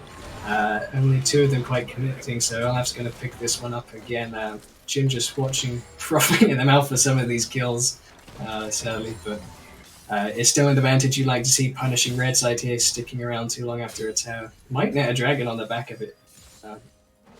Killing waiting around for this wave. Sion's now in a position where he's looking to walk across the map. You can see he doesn't really care about Yasuo. He's just going to pick that one ward up, nice and comfortable. They now know Hecarim's on the top side. I believe Sion would be in vision range for that. So with bot prior gained out of squashing Thresh and picking up that bounty. Blue's got to contest dragon, yeah. They got to take dragon if they can. Like, there's a soul point. But Red's looking to contest it. They do have 2 very fast members in the mid lane. Caitlyn walking into melee range of Olaf's perhaps not the best idea, but Hecarim's going into topside. Talon caught out here, using the up to dip away. A lot of damage coming out of Vel'Koz, just bring people to half. Flash or ignite back onto Yasuo. Exhaust keeps him alive, flashing away with the Caitlyn ult. Velko's just about making it out, and Red side have found their way onto the Dragon. Olaf coming in, smites it, leaves it onto 55. Not quite getting that one, and it's a kill onto Caitlyn. No, it was Strange. yeah. As I said, they needed that to stay in this game, and fair play for Olaf doing it. I didn't understand the Talon play there, where he went on to the Yasuo with sort of hardly any HP. I think it's sort of he should have backed off there. I didn't understand why he went for that. He was already out of range and things like that, but he seemed to sort of I don't know if he flashed on him as well. His flash is down. No, I believe he used flash in the top side play, so it's just the dash plus. Okay. But yeah, I'm slightly confused by it as well. Perhaps the thinking there is that he doesn't get out right with Caitlyn ult or Quinn being able to follow him or something, but do whatever damage you can do. Fairly safe. On the backside of that play, though, they failed to pick up the actual Herald. Having taken it, takes the Lantern as a priority getting out. They might look for something funny here. Hook lands onto Vel'Koz yet again, walks backwards onto the trap. Hecarim looking to find his way onto the Herald. He's going to get CC'd instead and can't take the Lantern this time. So Herald just expires and a 1-for-1 trade jungle for support. So really just an advantage given away to Blue, but they look for something more here. Gale Force used onto Olaf. Hook just shy. The curtains have opened. Thresh looking to tank all of these, but Caitlyn is in a good position to do so with all those souls. Ult traded back by Caitlyn. Nothing really happening here, just fishing the water at the moment. Red side with priority in mid lane. Using it not really quite to obtain anything. They've still got an outer tower in top lane that's kind of barring them from breaking into topside jungle. But yeah, just looking back around that play, we recognised that Olaf had opportunity to get on that Drake first, but he turned away to deal with Caitlyn because he had no members there. I think all of Blue side was lingering around in mid lane. Had they all committed to the Dragon, I think that goes very differently, right? Because you saw if they, like, if Talon's able to get on Caitlyn instead of Yasuo before he gets chipped or something like that, right? That fight's completely different. And Olaf's huge as well. Speaking of Olaf being huge, Stridebreaker burnt onto Yasuo, not in a position to follow up. Talon is there. Ignite with the ult. Yasuo just about outplaying this. Not quite enough HP to get out the last damage. Simon caught in the river. Hecarim, Win, and Caitlyn just blasting into him. He doesn't care about how much armor he's got at the moment. But Olaf's a Rising Ragnarok's burnt here. Flay not being able to use, but Olaf's just dropped here. Item disadvantage, perhaps for sure. Flip onto Vel'Koz. He's just going to ult on top of a trap there. That was a lot of focus on the Hecarim there. Trying to take the Hecarim out of the game where you had the Quinn just standing there just shooting. But yeah, I didn't really see a bit of a gap there, right? Olaf able to close the gap, but Jin and the other members not quite able to do so, so they commit to a fight that's probably already lost by that point and get cleaned up on the back end of it. Not quite sure what they were hoping for by extending that play. Talon getting forced straight back to the bouncing, having just arrived to clear the wave. Caitlyn really making use of this range, and gold she's had of just people really kind of walking into melee range of a front line. Yeah, one thing I'd say to check out on the map is the wardings. You've got like blue is pretty much warded around Dragon, which was sort of the last objective. But if you look at red, red's got so deep wards. Rooted here onto a trap. Still able to take a lot of this damage for his members to arrive first. Gets on the CC out, but it's not quite enough. Ragnarok not yet available for Olaf. He's stuck in a difficult position. That's a member down for Blue's side. Another hook lands onto Vel'Koz over the wall blind, and there goes Vel'Koz. Wink and you'll miss it. One eye only. More chip coming out from Kayla, making sure members can't follow. And this is the kind of worrying situation we pointed out in draft. Quinn looking for a little more here. Flips onto Olaf. Ragnarok, now available Strikebreakers away, finds herself chunked out by Jin instead. But in the meantime, red side burning away the Baron with this advantage that we were really kind of afraid of. This is a team that really kind of snowballs with 4 AD members. Now going to find a Baron, and I don't imagine these towers are too much done for the world from blue side unless they're able to find a kind of miracle team fight or. And Dragon's up soon with Soul Point, so Soul Dragon. So whether they'll be moving on to that. Speaking of miracle picks, Quinn's able to find herself giving over into Jin's pockets there, I believe, overextending in mid lane. They now want to use this, as we see them correctly diagnose the fact that they are in a numbers advantage. Dragon should really be theirs, and they really need to burn this one before. Yeah, they need it fast. They've got it fast. Yeah. I don't think Well-recognized Olaf can get out unless he's got flash. Yeah, there we go. Yeah. Respect flashes out this one. Thresh could be caught him. I don't really know what. He's still going for his picks. Yeah, just looking for something. He's kind of delaying the Vex, right? It means they can get more out of this Baron. The longer the blue hang around, they really should kind of reset and regroup before the worst happens. Yeah, Quinn has got that top tower, so it's a case now of them grouping one lane with this mid or bot and just sort of keeping everyone there and keeping that pressure on. Yeah, they have Sion as well, right? Which is great for wave clearing. The issue isn't that they are effectively walking into a Caitlyn set of traps, right? So as you can see, like she's just set up the traps around this mid lane, and it becomes very hard for them to appropriately approach this wave without getting like trade back on. They have recognized that Quinn's topside, so they might be able to make something happen. They have all 5 members here. They only see 3. Again, the vision's very shallow because they spent it all on Dragon, and all that vision's now run out. And without being able to ward as you leave or reset, they're really just looking at the vision from the towers. So don't know if they recognize that they have numbers advantage at any given place at any given time. Sun catching that bot wave just a little bit gives them time to push in mid lane. Look a little white this time, top tower to fall as well. Well, they've got 2 towers for that push, which is a 3 towers if you count the one mid as well. It's a good lump of money. Yeah, still time on Baron as well. They might be able to find a little bit more. The space alone is really useful. Jin doing a decent amount of damage though for what's not a fourth shot. Consider Caitlyn heal on the back of it. Hook finds itself onto Talon in the immediate onslaught of souls. Velcro's able to find a great ult here, but the locket kind of mitigates it. Caitlyn able to find him in response. Flash doesn't save you from a headshot. Kind of an exchange of blows, but they're only really landing onto blue side. Able to find significant damage onto red. It was similar to the last game. You're looking at a red team now. They were 12k ahead, and sort of it's difficult now to see sort of back in for blue. You're looking across the champs. The sort of kills are spread across all of them. Yeah. It'd be Olaf maybe to get a few picks, or the Jin to get a few picks. To be able to sort of snowball it from there. And a great hook around the minions onto Jin. Kayla finds a headshot, but no real follow-up there. Quinn might be looking for something. But yeah, like you were saying, right, it becomes extraordinarily difficult with less and less space to play with in towers, right?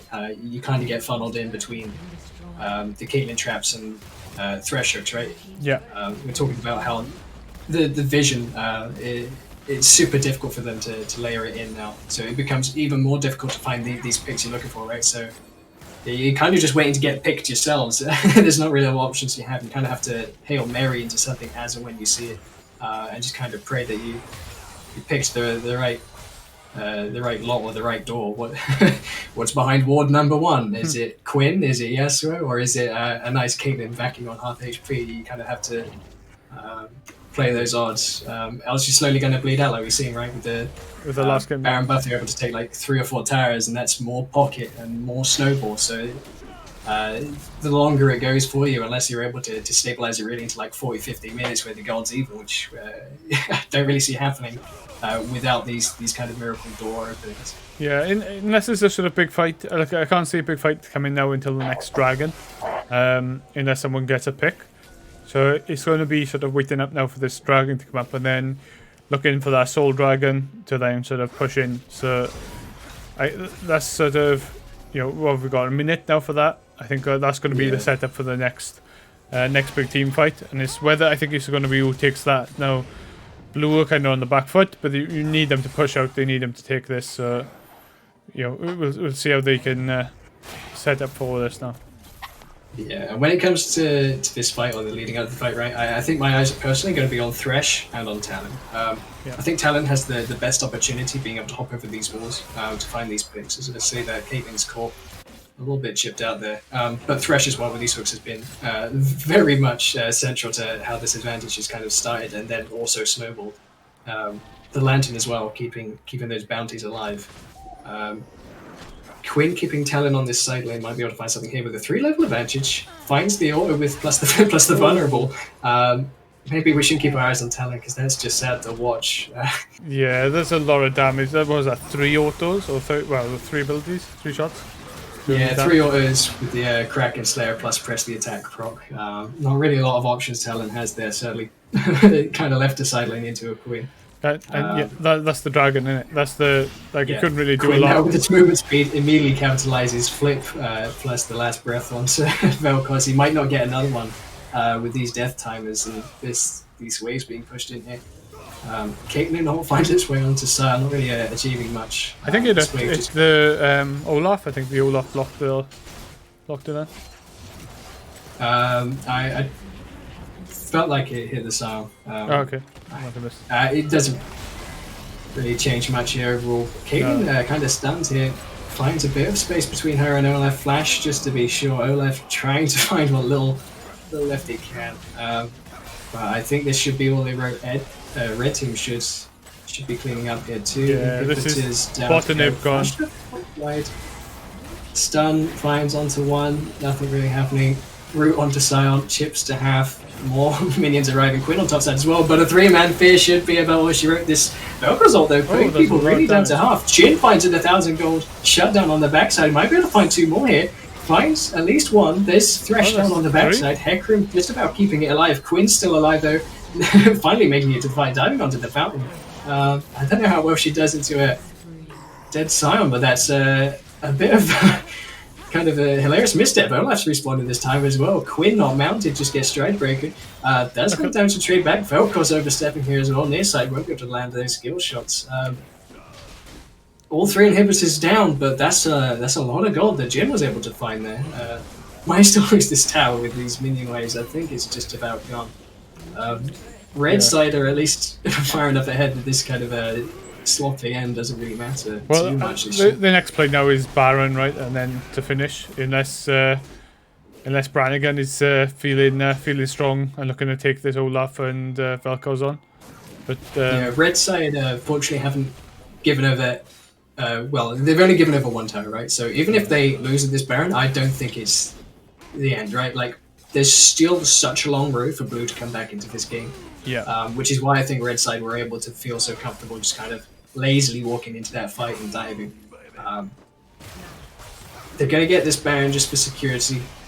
Blue side has a little bit of time to try and find these doubles, supers, but none of these inhibitors are going to come up in time to really staunch Baroned up double super minions. So I think that last fight was the miracle they were going to get, but I don't think it's enough anymore. They needed that Quinn as well to be able to do something and maybe get that Baron before red team got it. But and another great hook onto Olaf. Ragnarok's a little late, and there goes your Olaf. They won't care on the team. Talon having to flash away, not flash in. Jhin taking a little bit of a chunk as well. There are 4 Baron super minions and 2 more dead blue side members of the cavalry. The Vel'Koz beams negligible this time. Quinn's able to find all the stairs and Nexus is traded back, but the minions, let alone the players, are too much. Another hook lands. It should be the last of this one. It was some nice ults from Vel'Koz there, but I think definitely the player of the game was Prancy on Thresh with those hooks. Sure. The amount of times that Gizmo was caught out, just about any member really caught out by one of these hooks at any given time. Most of these fights and most of these one fights especially started with a Thresh hook landing onto a member. Even within bot lane, right? Flash blown on both members. Vel'Koz gets hooked, Vel'Koz dies. A to T flashes into the Baron pit, instantly gets hooked, dies. Skirmishing around Baron, hooks a Vel'Koz or a member over the wall, having followed up by hooking Talon blind over the wall as well afterwards, right? Like, a lot of what happened in this game, a lot of this advantage just came off the back of a well-placed hook. Was that 23 out of the 33 kills he was involved in? So, 17 assists is yeah, fair play. He's he done a good job this game on that Thresh, and it'd be interesting to see what he decides to go on next game. Whether he'll be falling back into top lane, or will be continuing to support. Yeah, I think it's a good shout as well to highlight Caitlyn. Having a very decent game. Pretty much immaculate KDA, same as Thresh, right? Always in the right place, stood behind Thresh, knowing that he's going to land those hooks, able to clean up. Caliber netting at the right time to make sure she's evading threats from Talon or Vel'Koz, really kind of mitigating most of the opportunities that they might have found to come back into their game for the most part. And again, really making sure that the Jhin doesn't really have too great of an opportunity to trade back or get back into this game either. Yeah, looking at the damage is that Caitlyn and the brand, what's called the Quinn, it was just putting out too much damage. Like you're looking at sort of 32k, and was it 22k, where you're looking on the sort of the Vel'Koz was the only other one on the other team putting out that damage, and I think a lot of that damage come from those sort of 2-3 ults, which were some lovely ults which he landed, but they just couldn't really capitalize on them. Yeah, again, it comes down to Thresh, right? Between the Locket shields and the Knight's Vow, it doesn't matter what kind of true damage you're putting out, it becomes really difficult on these members, especially the Bruiser like Hecarim as well, right? He's building Spirit Visage, he's building Triforce, he's building Sterax. There's a lot of health and resistance that this Hecarim could absorb there as well. It was perhaps a little converse to expectation, right? We were talking about how Red Side wanted to really get ahead, like they did, and they played it out pretty well from there. But we were concerned, right, with 4 heavy AD members, right? All of them pretty much building career apart from the Hecarim. It's a bit of a shame that San didn't really get the room or the space to build the items ahead of the curve, right? He was pretty much behind on items the entire time. Perhaps Omni Stone could be diagnosed as to part of that reason. I don't really know what Omni Stone does into Quinn. I'd much rather just have Grasp or something that will help you get through the lane. So yeah, in terms of draft, I'm a little curious now, right? Because it flips the expectation again. Because the first team loses with a more aggressive confidence. They play it back. Brawl's reversed this time, right? The other team's playing the aggressive confident. They win with it. San having very different looks in both games as well. So I'm curious to see if San's touched this time, if it's taken away, depending on what the teams want to prioritize. Yeah, it'll be interesting. I think they're just sorting out players and things. So yeah, it's going to be interesting to see sort of what they pick and whether they still pick some of the comps. If the players are going to switch. Oh wait, there are a few joining now, so maybe they just disappear. Yeah, so for the last game, it's going to be interesting to see if they play the same champs, and see whether they'll pick that Sion again, whether we'll see that Thresh again, whether we'll see sort of that Alistair come back. It's going to be an interesting game. Cool. I'll throw it to a quick break while we wait for the players to jump in and sort things out, and then we'll be good for game 3.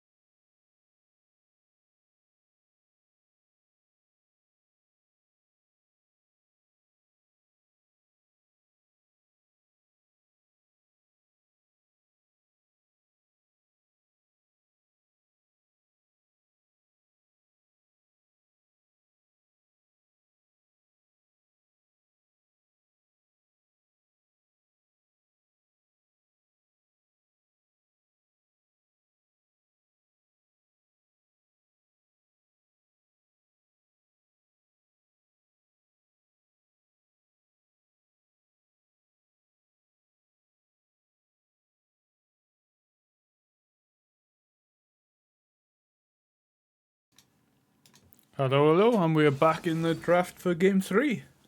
So this looks like there's a couple of bands already gone in. Yeah, it's a real curious ones as well. Good respect to the Anivia and Thresh coming through again. These are champs from the previous 2 games make sense to take away. I don't think it's arguable that you don't. The Scion taken away this time instead, so perhaps opening up more action in top lane. It seems to be the case with Swing and or Pantheon being able to flex up there. Yeah. Also curious of note is Ivan and Zyra. I don't know if they're particularly targeted or just kind of drop bans. As a Zyra main, I don't feel like she's very good at the moment at all. I assume they must be targeted. Yeah, it looks like Snave is coming in for...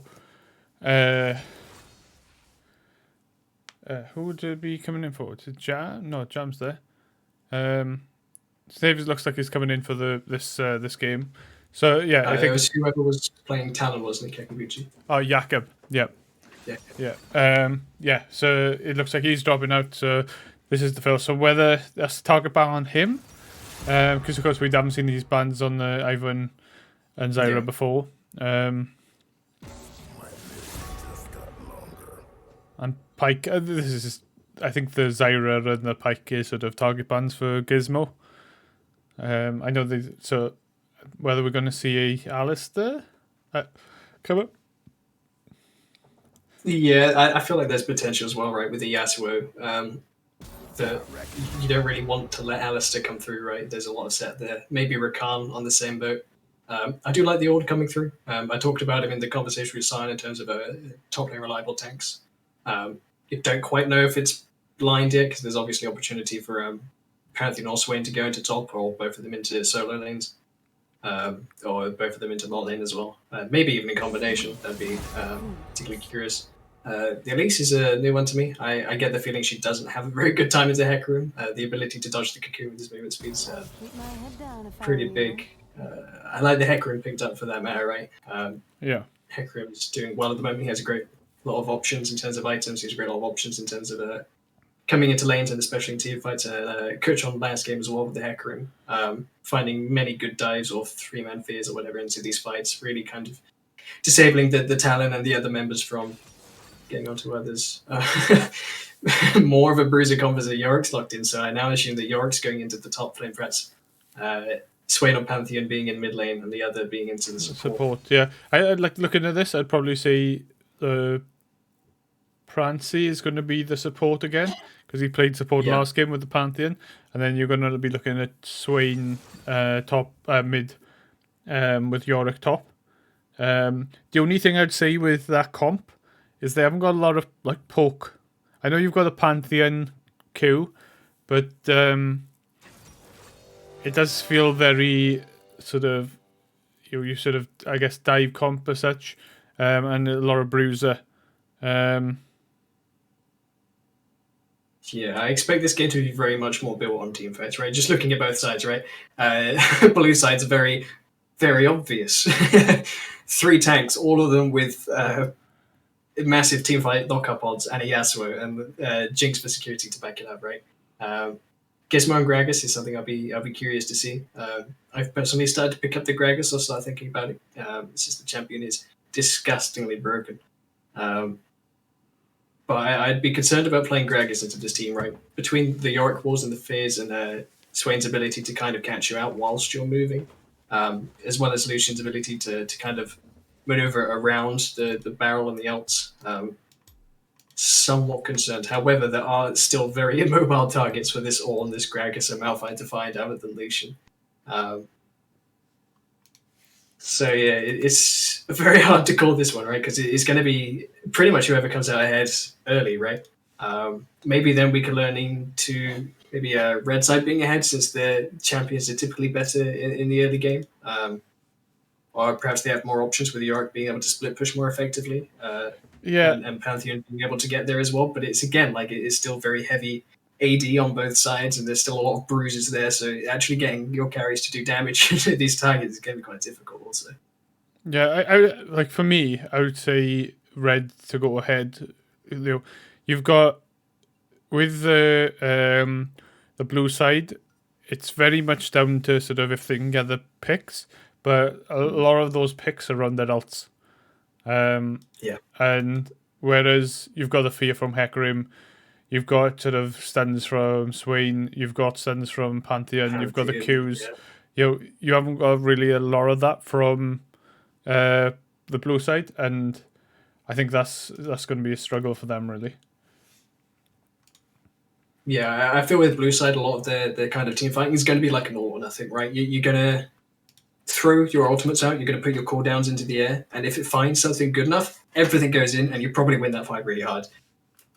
Or not, finds two, follows up with a Malphite ult, boom, go in, Yasuo cleans out, Jinx follows up, gets excited, you just kind of all or nothing response, everything goes at once, if you find something big enough, right?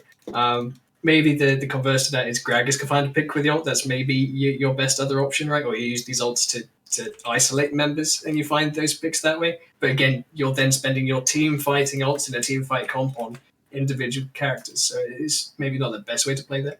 But like you say, right, you have a lot more versatile or flexible or less committal options between the picks that you can get on Swain and on Pantheon.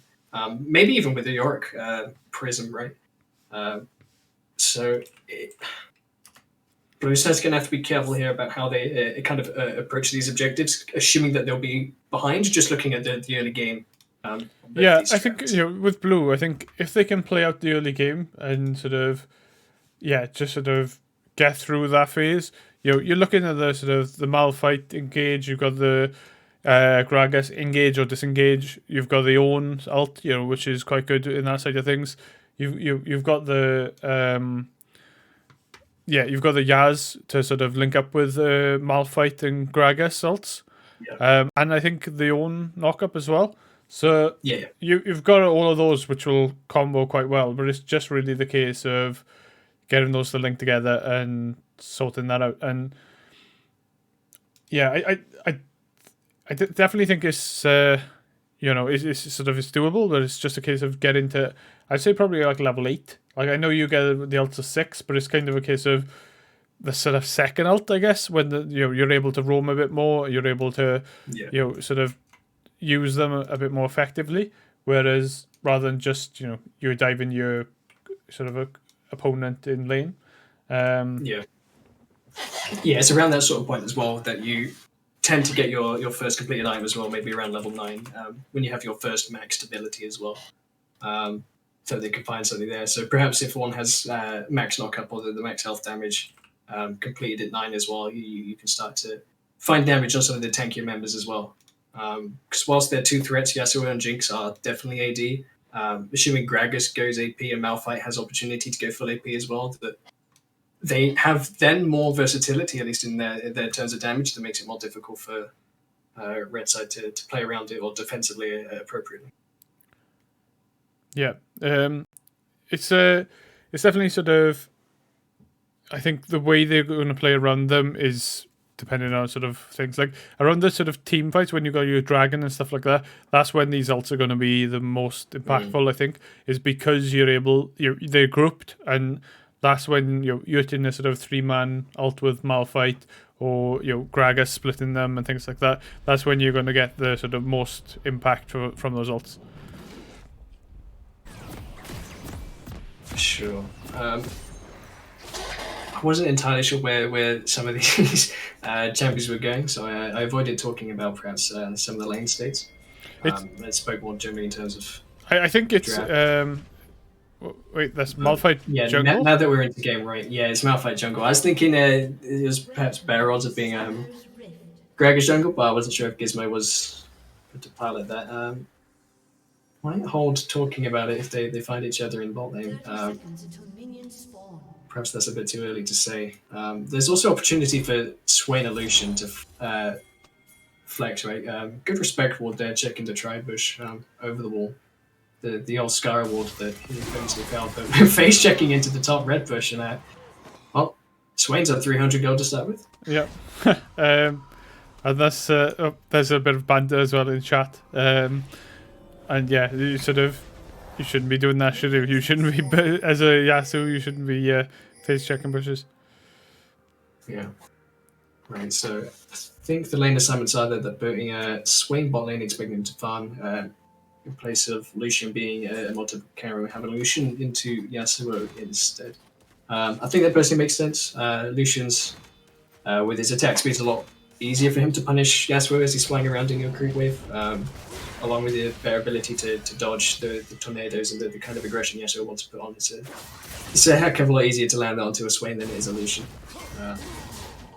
I think also as well, being able to split your damage types in bot lane between a heavy AD Pantheon and heavy AP Swain and bot lane makes it a lot harder for Gizmo to outsidemize unless he's going full HP or the body block finds it onto the minions. He's going to get punished for a lot of damage well. on the Gragas there. Flashing whilst ignited, there's full stacks onto Pantheon as well. He just needs a Q, not even just going to flash and over him down. Jinx not yet a hyper carry at level 1.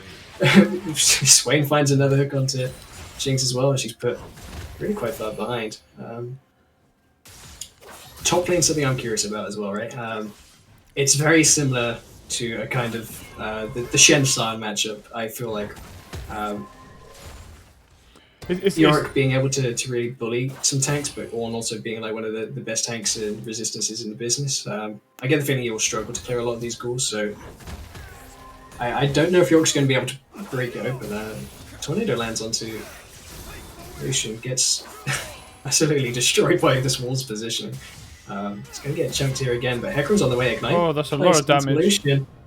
Lockup prevents charge. Does find it on the end. Yasuo flashing his way as well. Ghost played in. Malphite a little late to the play, and I don't think he's going to be able to achieve much at level 3.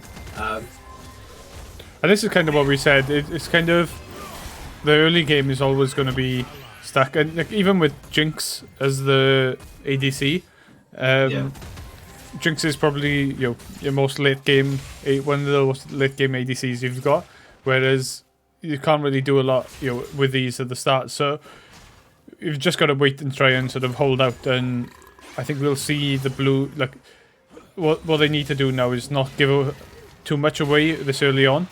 And trying not to give much away gets them flash stunned by Pantheon at the moment though. I think they just about make this one out. Caught in the chompers.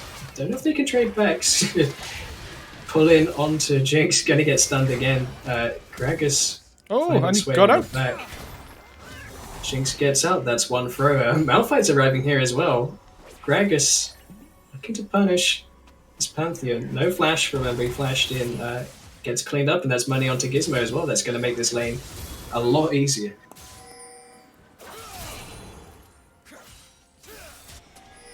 Malphite also now gets priority into bot lane. Jinx also has the advantage of being able to catch this wave first. Swain here might get caught out greeting for the wave. Malphite sticking around is not on a ward. Gizmo again looking to punish Swain, body blocked. Does put the W on top herself, finds the slow. That's a electrocute blocked from Malphite, looking to dive. Pantheon's in the vicinity though. Jinx arriving a little later on. If Red can find something soon, they might be able to get away clean with the wave advantage, but Swain that low, he's looking like he's going to have to back. Pantheon going in here, it might be a bit of an overreach. CC'd, Aegis shield burnt on the back. Blue side might be able to really just kind of staunch this lane with the smite, take it away from Malphite.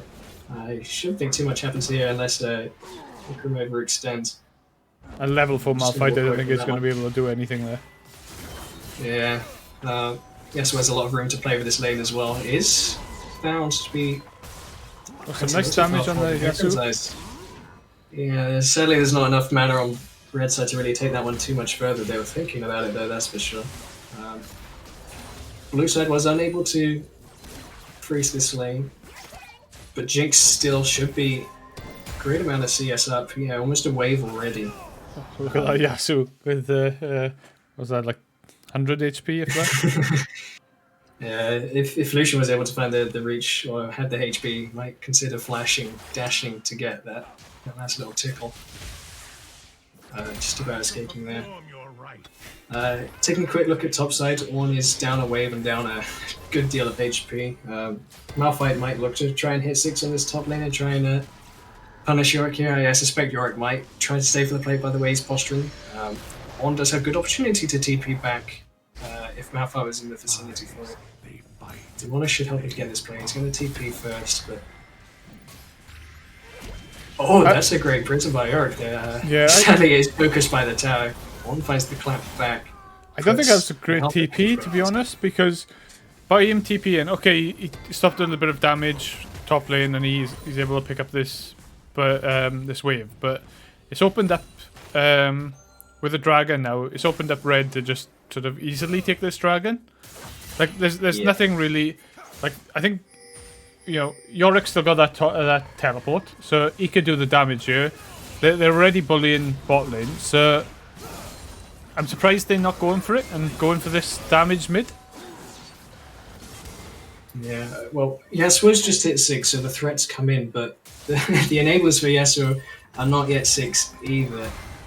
Ornn immediately being froze against here now as well, so TPing back, he's just put himself into an empty lane where Yorick, as you say, has all this TP advantage. Yeah. Red side recognize they have this, and Drake should really just be gone. They're looking to check it here, but Jinx is going to get caught with a slow here. No real flashes to punish, catch up anything else here, but Ornn's still playing into an unbacked on Yorick has back, sorry. But yeah, still not finding much breath in this lane. Malphite's now arrived. Ornn ult popped. Is he going to buy enough time to recast it? Just about with the Malphite damage on the back, but that's still a little close. Lucian here popping the Carling finds a lot of them connecting onto Yasuo. If he gets Flash, a dash. not yet up in time. Oh, I believe he already did the tower. That's unfortunate. Ignite with a trade back on the end, but the action doesn't stop here as we find Hecarim into bot side, absolutely just demolishing the Jinx between the Pantheon damage as well. Might look to find their Gragas, don't quite want to buy up more they can chew. They got the Jinx and that's all they need. It's quite an even game when you're looking at, what was it, one gold in it, and like 1k in it. I know it's only 8 minutes, but we've seen the trades come back and forth, and that's the thing we were saying, that if blue can hold on for a bit longer, that's when they start taking that advantage. At the moment, they're at a disadvantage with the pick. Yeah, we should start to see more of it happening around now, right? Because Malphite's now hit 6 after that play. Ornn's hit 6 as well. They're saying that Yasuo might not have the room to breathe. There it is. There's the ult from Malphite, finding straight onto 2. Yasuo follows up. That's Lucian immediately there, flashing away from Hecarim. Hecarim just about to pick up Yasuo, greedy for a little bit more. Hecarim trying to... Malphite trying to find a little more. It's very close. These health bars are extremely low, and Hecarim goes out ahead on that one. What was a great play for blue is... just clutched away from them. Jinx caught out again and again during the fight as well, not being able to find trade back damage thanks to the Aegis shield on Pantheon. Bot side's bleeding a little here. Speaking of bleeding, top side, it's a little bit of trade. Ornn ahead on this one, uses the Yorick Prism to try and get some damage back. Conquer proc for Yorick, but he is down quite a lot of health thanks to Grasp. Ornn with that 300 gold pocket from Malphite's visit. Flashes forward trying to make more. Yorick trades flash back in as well, so that might be TP now, but for Yorick, and that earlier TP advantage we had for Yorick is soon to be orange as soon as his TP comes back up in time for next drag. He's if he does lose that TP advantage, he has got that sort of, was it, 20 gold lead. Lucian looking to Is he going to dash? Do it again. Do it again. No. Able to get the flash out, Yasuo from the mid lane play. He's able to properly punish it this time. Yasuo not being given the room from the tower autos to trade that one back. Lucian, despite the mishap, is still breathing a lot of room into this lane, a lot of life. Hopefully now into the side lanes. Although blue side is invading into red. They might get caught by Pantheon here, but it might be Pantheon getting caught instead. The things are coming down. They're looking for this one. Gizmo not yet 6, still stuck on 5. Malphite with ult in the area, but Swain's coming up. No real members are around in time. Swain pops the ult to start, and that's a full engage onto Swain. He's able to soak a lot of this damage with his ult and his passive. Jinx looking for a little more. She gets absolutely eviscerated trying to find the last hits onto Swain. Pantheon knowing ahead at the time. Yasuo's late to arrive to this fight. Still not yet in range. Lucian with the deep flank coming around the side is able to smoothly dash in and pick up some nice damage, and the Swain then just staying alive made a big difference. You're able to grab this. Won't be able to find something in bot side if they intend to dive, but there's a dive happening around in top lane. Might just look for the plates. They're going to put it down onto 1 here. Ornn not really with a great answer. He's just going to have to let this one go between the Demolish. Yorick taking it up, though. He just gets executed. That's a very, very strange. Hecarim leaving this tower alive here as well. Does have a little bit of a wave advantage, but I don't think you really want to try and dive onto him on. Malphite, so moving his way up here. Hecarim recognizes he doesn't want this, and that tower can fall at any time. He's not going to test his luck. And yeah, just more strange skirmishes and more strange results. Yeah, I'm surprised he didn't go in and just take that in, and I don't know whether Yorick was doing there, sort of throwing away his lead, or he's still got that 20 CS lead, but yeah. Yeah, he is down a level onto one, which is the concerning thing, right? Because I ideally want Yorick to be ahead, so you have to send 2 people to answer the Yorick in the side thing, right? Yeah. Sometimes even 3 with the Maiden there. That's the entire thing with Yorick's kit, is that he might be one champion, but he also has his own private army. So yeah, I'm not quite sure what's happened this top lane. I assume it's just the fact that Ornn's a pretty disgusting item to deal with, plus the fact that he can eventually scale as well, so it's a bit concerning for red side. Whilst Pantheon's ult down, I'd like to see them try to attack this bot lane, right, so that they can then use Pantheon ult, but it looks like blue side has the same idea. Stun lands onto Malphite, flashes in to get the double knockup, there's no real answer. Hecarim's just going to dive straight onto Jinx, she's got no real space here. 2 tanks diving onto the backline isn't quite enough, and Yorick with the TP advantage is saved, not from coming back into top lane, he's able to find more in the bot side, and that's just 4 members beating up 3 in bot side. I'm not quite sure what happened there, a little too deep for Jinx to follow up, and well, without a Jinx to follow up, your damage is kind of limited to your engage, and if those members don't die, it's you that dies instead. Yeah, and private arm's just going to take some place. Ornn had the teleport. He could have teleported down if you wanted to, but he's decided to sort of stick top and do the damage, some damage on this tower, which doesn't seem to be getting a lot of damage for that. Whereas they've had those kills and take the dragon, so yeah, I think it's fine for him to stay on top personally. It's guaranteed play god here. He's getting like 320, so that's effectively a kill back. It is onto one, which is maybe not the best, but if he's ahead and Yorick's having to look to TP to other lanes to start with, Swain caught a little bit sleeping here, trying to get away on this back. That's good for Jinx. That's a shutdown onto the Jinx, who at the start of that fight had no real opportunity to do anything. Might be overextended here as 3 members are coming from the wrong side of the map. Gragas looking to create some space. Jinx out on a ward isn't really going to be able to get too far away from I don't think Gragas can do anything there, and neither can Jinx. Yeah. The barrel has been split open by the shovel and the nails pouring out.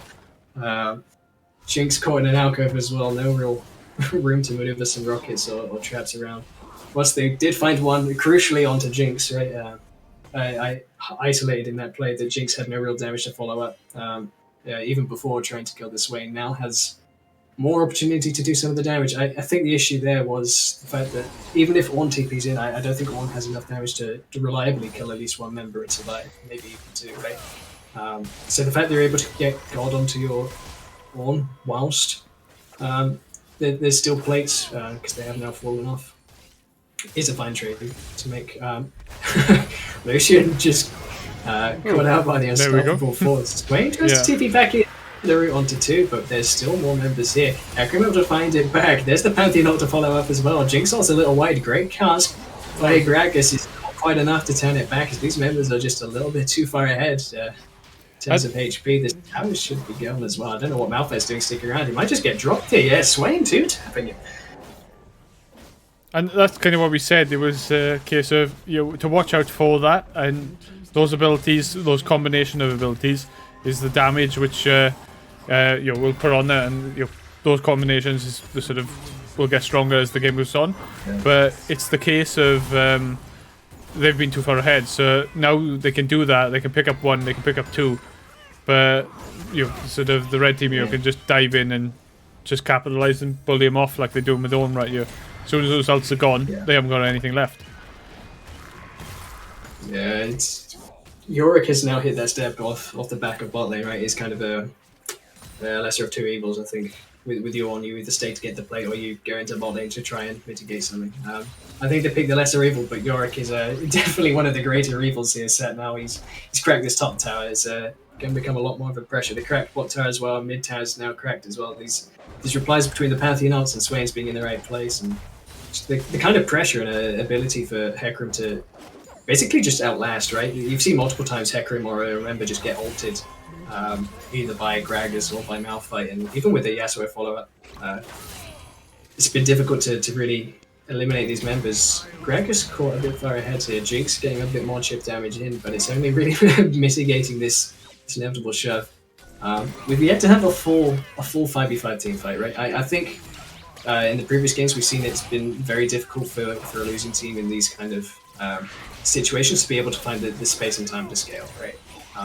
However, I feel between the Ornn, Gragas, and Malphite, they have a lot of opportunity to make comeback plays, unlike the other games. Speaking of comeback plays, they might be able to find one here as Blue side finds an immediate shutdown onto Swain caught out here. Yorick flashing over the wall, followed by Yasuo. Blue side losing 2 on the backhand of it though.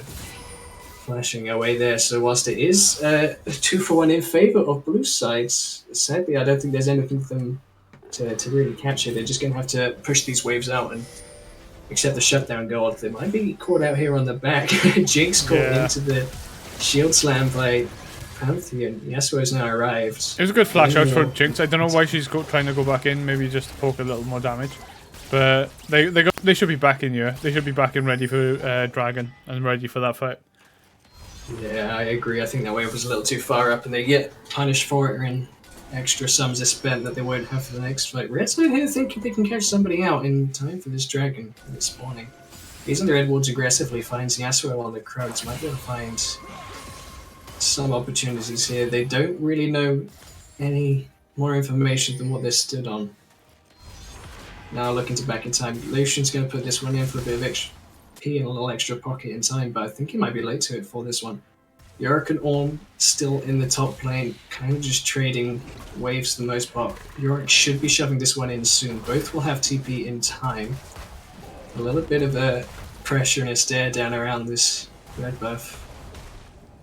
Hecarim making Jinx feel nervous, I imagine. Yorick kind of winning this one, I think, out in the long run. The Conqueror going to be proc soon. Maiden doing its work. Ornn kind of just slowly leaking health out. I think, yeah, with this Dragon play now, this is going to be a big thing. If Blue can get it, they can get back into this game. Oh, and there we go. Well, speaking if they can get out, I don't think they can. The question now is, can they get out? Hecarim and Pantheon looking to chase it down. Swain already popped. Malphite flashing in late to the Dragon that was already taking Cloud, really just accelerating the amount of space that these guys can close. Closing out a kill onto Gragas as we say it. Ornn dies in the top lane as well. I believe that one was a solo kill, and this 7k gold lead that has been somewhat debatably close is now starting to feel really gapped. Tower falling in top lane as well. Swain pushing in the bot lane with additional members there. Carries are starting to come out ahead for red side. Herald spawned in mid as well. Might get another charge here if Hecarim can push this one in. I don't think he's really got enough space to do it. Might be caught on the backside here. Malphite with no ult. Can't really quite follow up this, but Yasuo wants this one all the same. He's really trying. This is the tornado on the back. That's a shame. It might have been one there.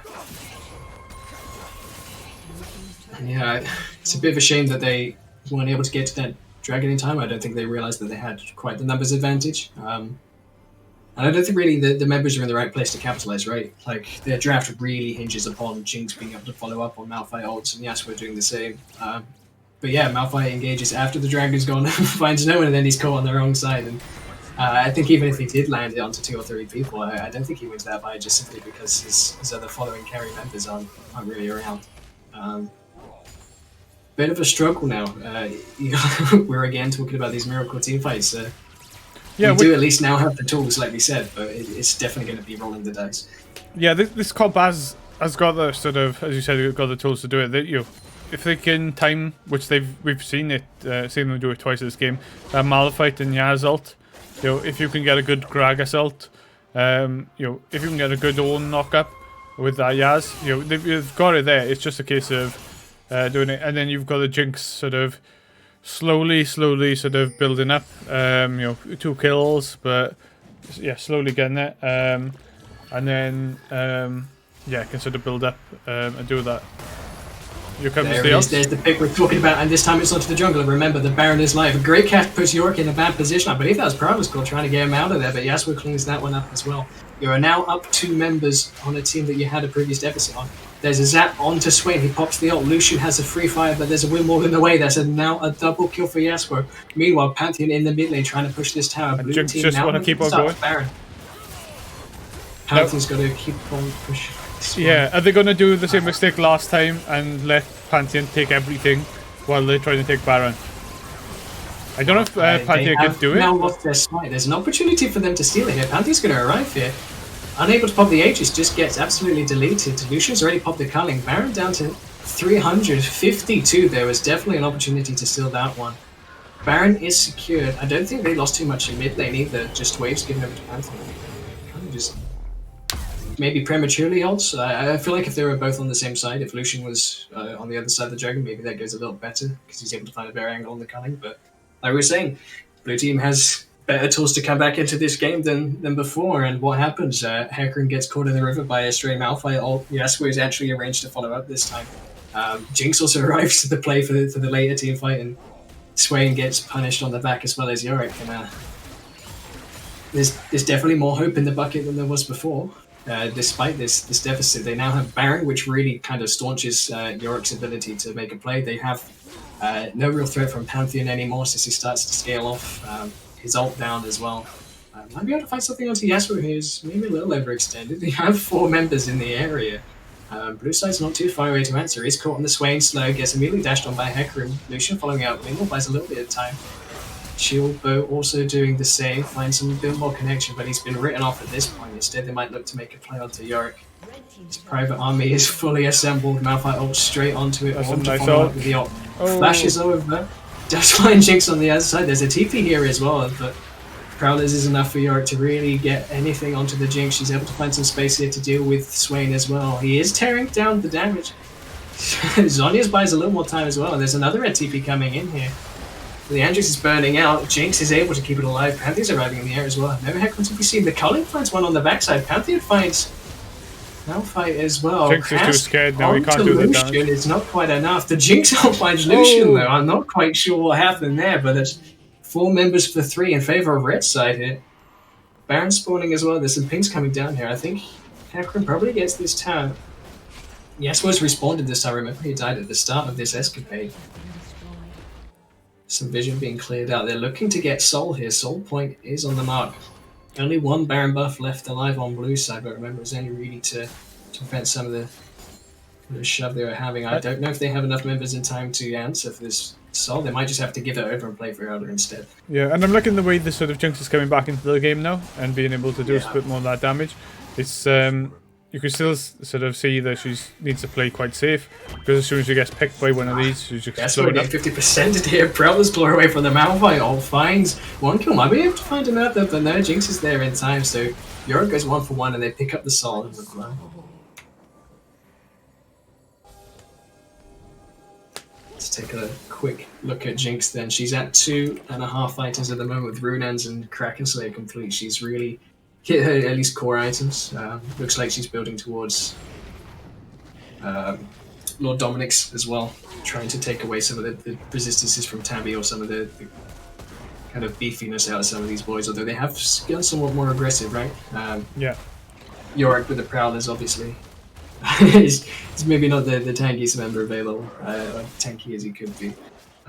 Order 2 items as well. He's about to hit the point in terms of level where he's going to start upgrading these items as well. Yasuo with an upgraded shield bow and upgraded Kraken onto Jinx sounds quite terrifying to me. They've got everything they need now. It's just a case of having that Malphite ult or the Yaz ult landing and sort of doing that damage. Like, look at this Jinx coming in now. And yeah, exactly. Oh, and a flash burn out of Pantheon as well. Jinx now has a lot more space, and especially the front line as well, to try and evade this Pantheon. As you say, this damage is huge, and damage is about to come out as Swain's just absolutely eviscerated. Lucian gonna have to walk away from this one. Hecarim's behind on Jinx though. She does tank most part of the Culling. Fear onto Jinx. She has no real escape from this one. The evade flashes away from the Pantheon, but he's staying alive just about. Triumph almost keeps their alive there as well, but they have to so far overextend for this. Jinx I think she stayed in. I think she stayed alive enough there to do the damage that she needed to do. I'd like to see her pick up something like sort of start building into like Guardian Angel or something like that to kind of defend herself against some of this.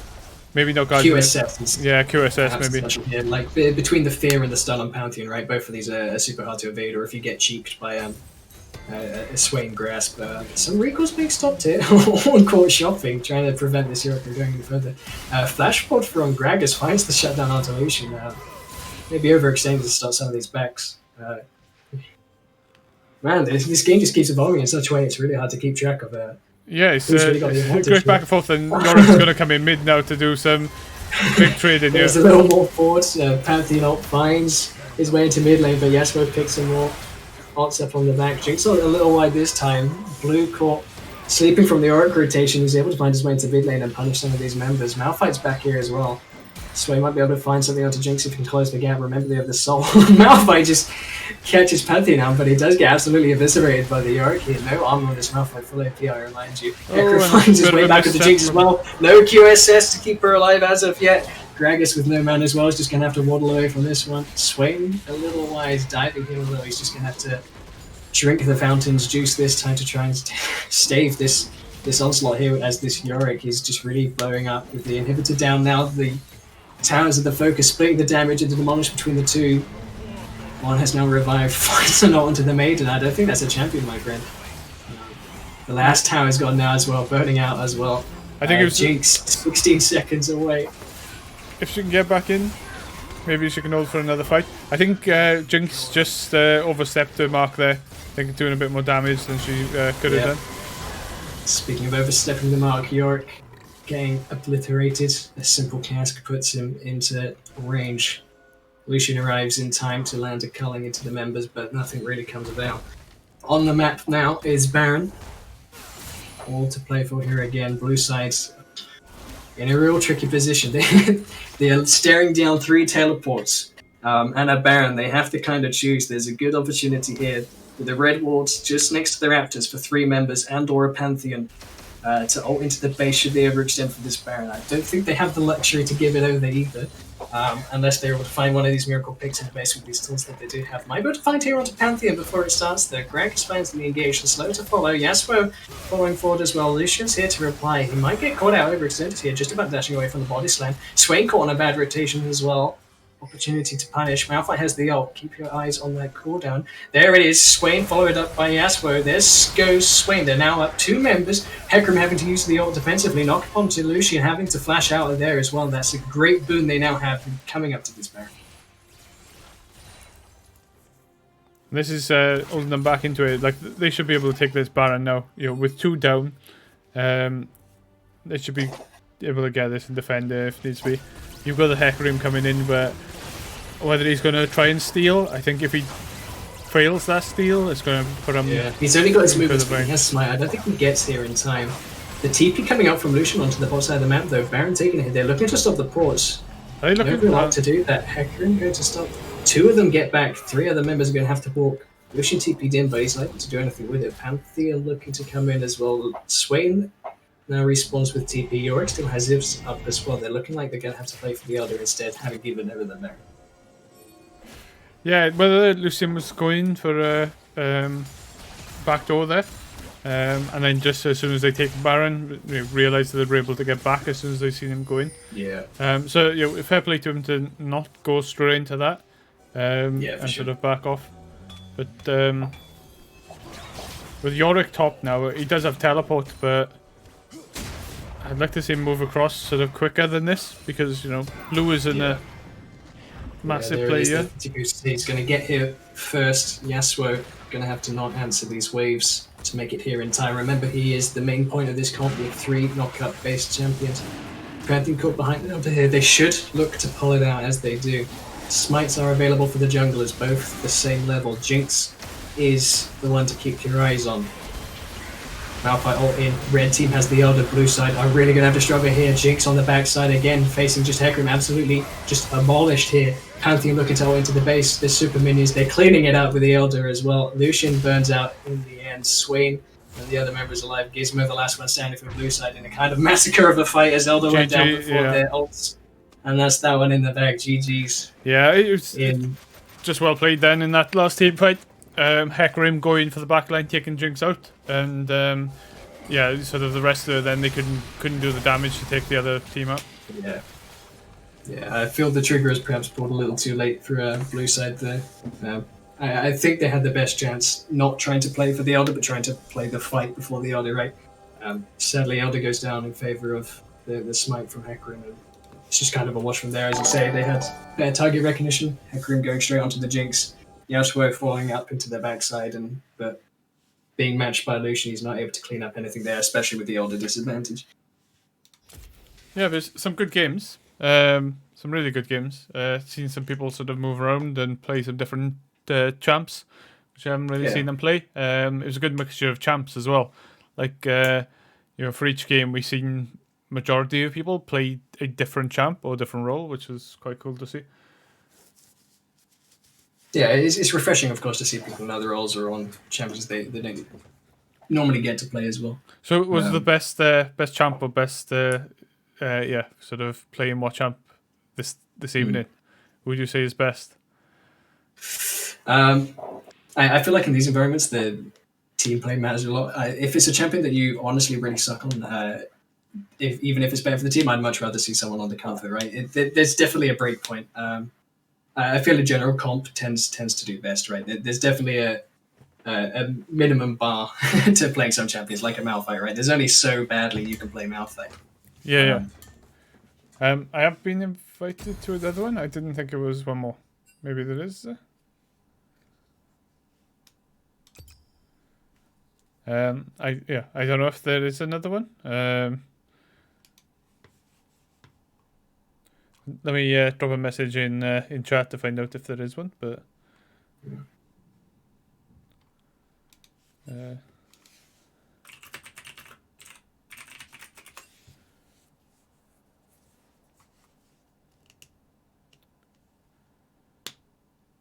not sure if there is, or if there's the space for. I think there might be missing 2 people looking at this. All right, there we go. We need you. Okay, how about this? We'll end the stream there. So sort of, thank you everyone who stopped by and watched the stream. What we'll do is we'll jump in and sort of play this one out. And then I'll put the VOD up on the EsportsWales YouTube for everyone to watch. So, yeah, thank you for watching the games. Thank you, Brett, for commentating, casting the games. We'll catch you next time for the EsportsWales Proving Grounds. Peace.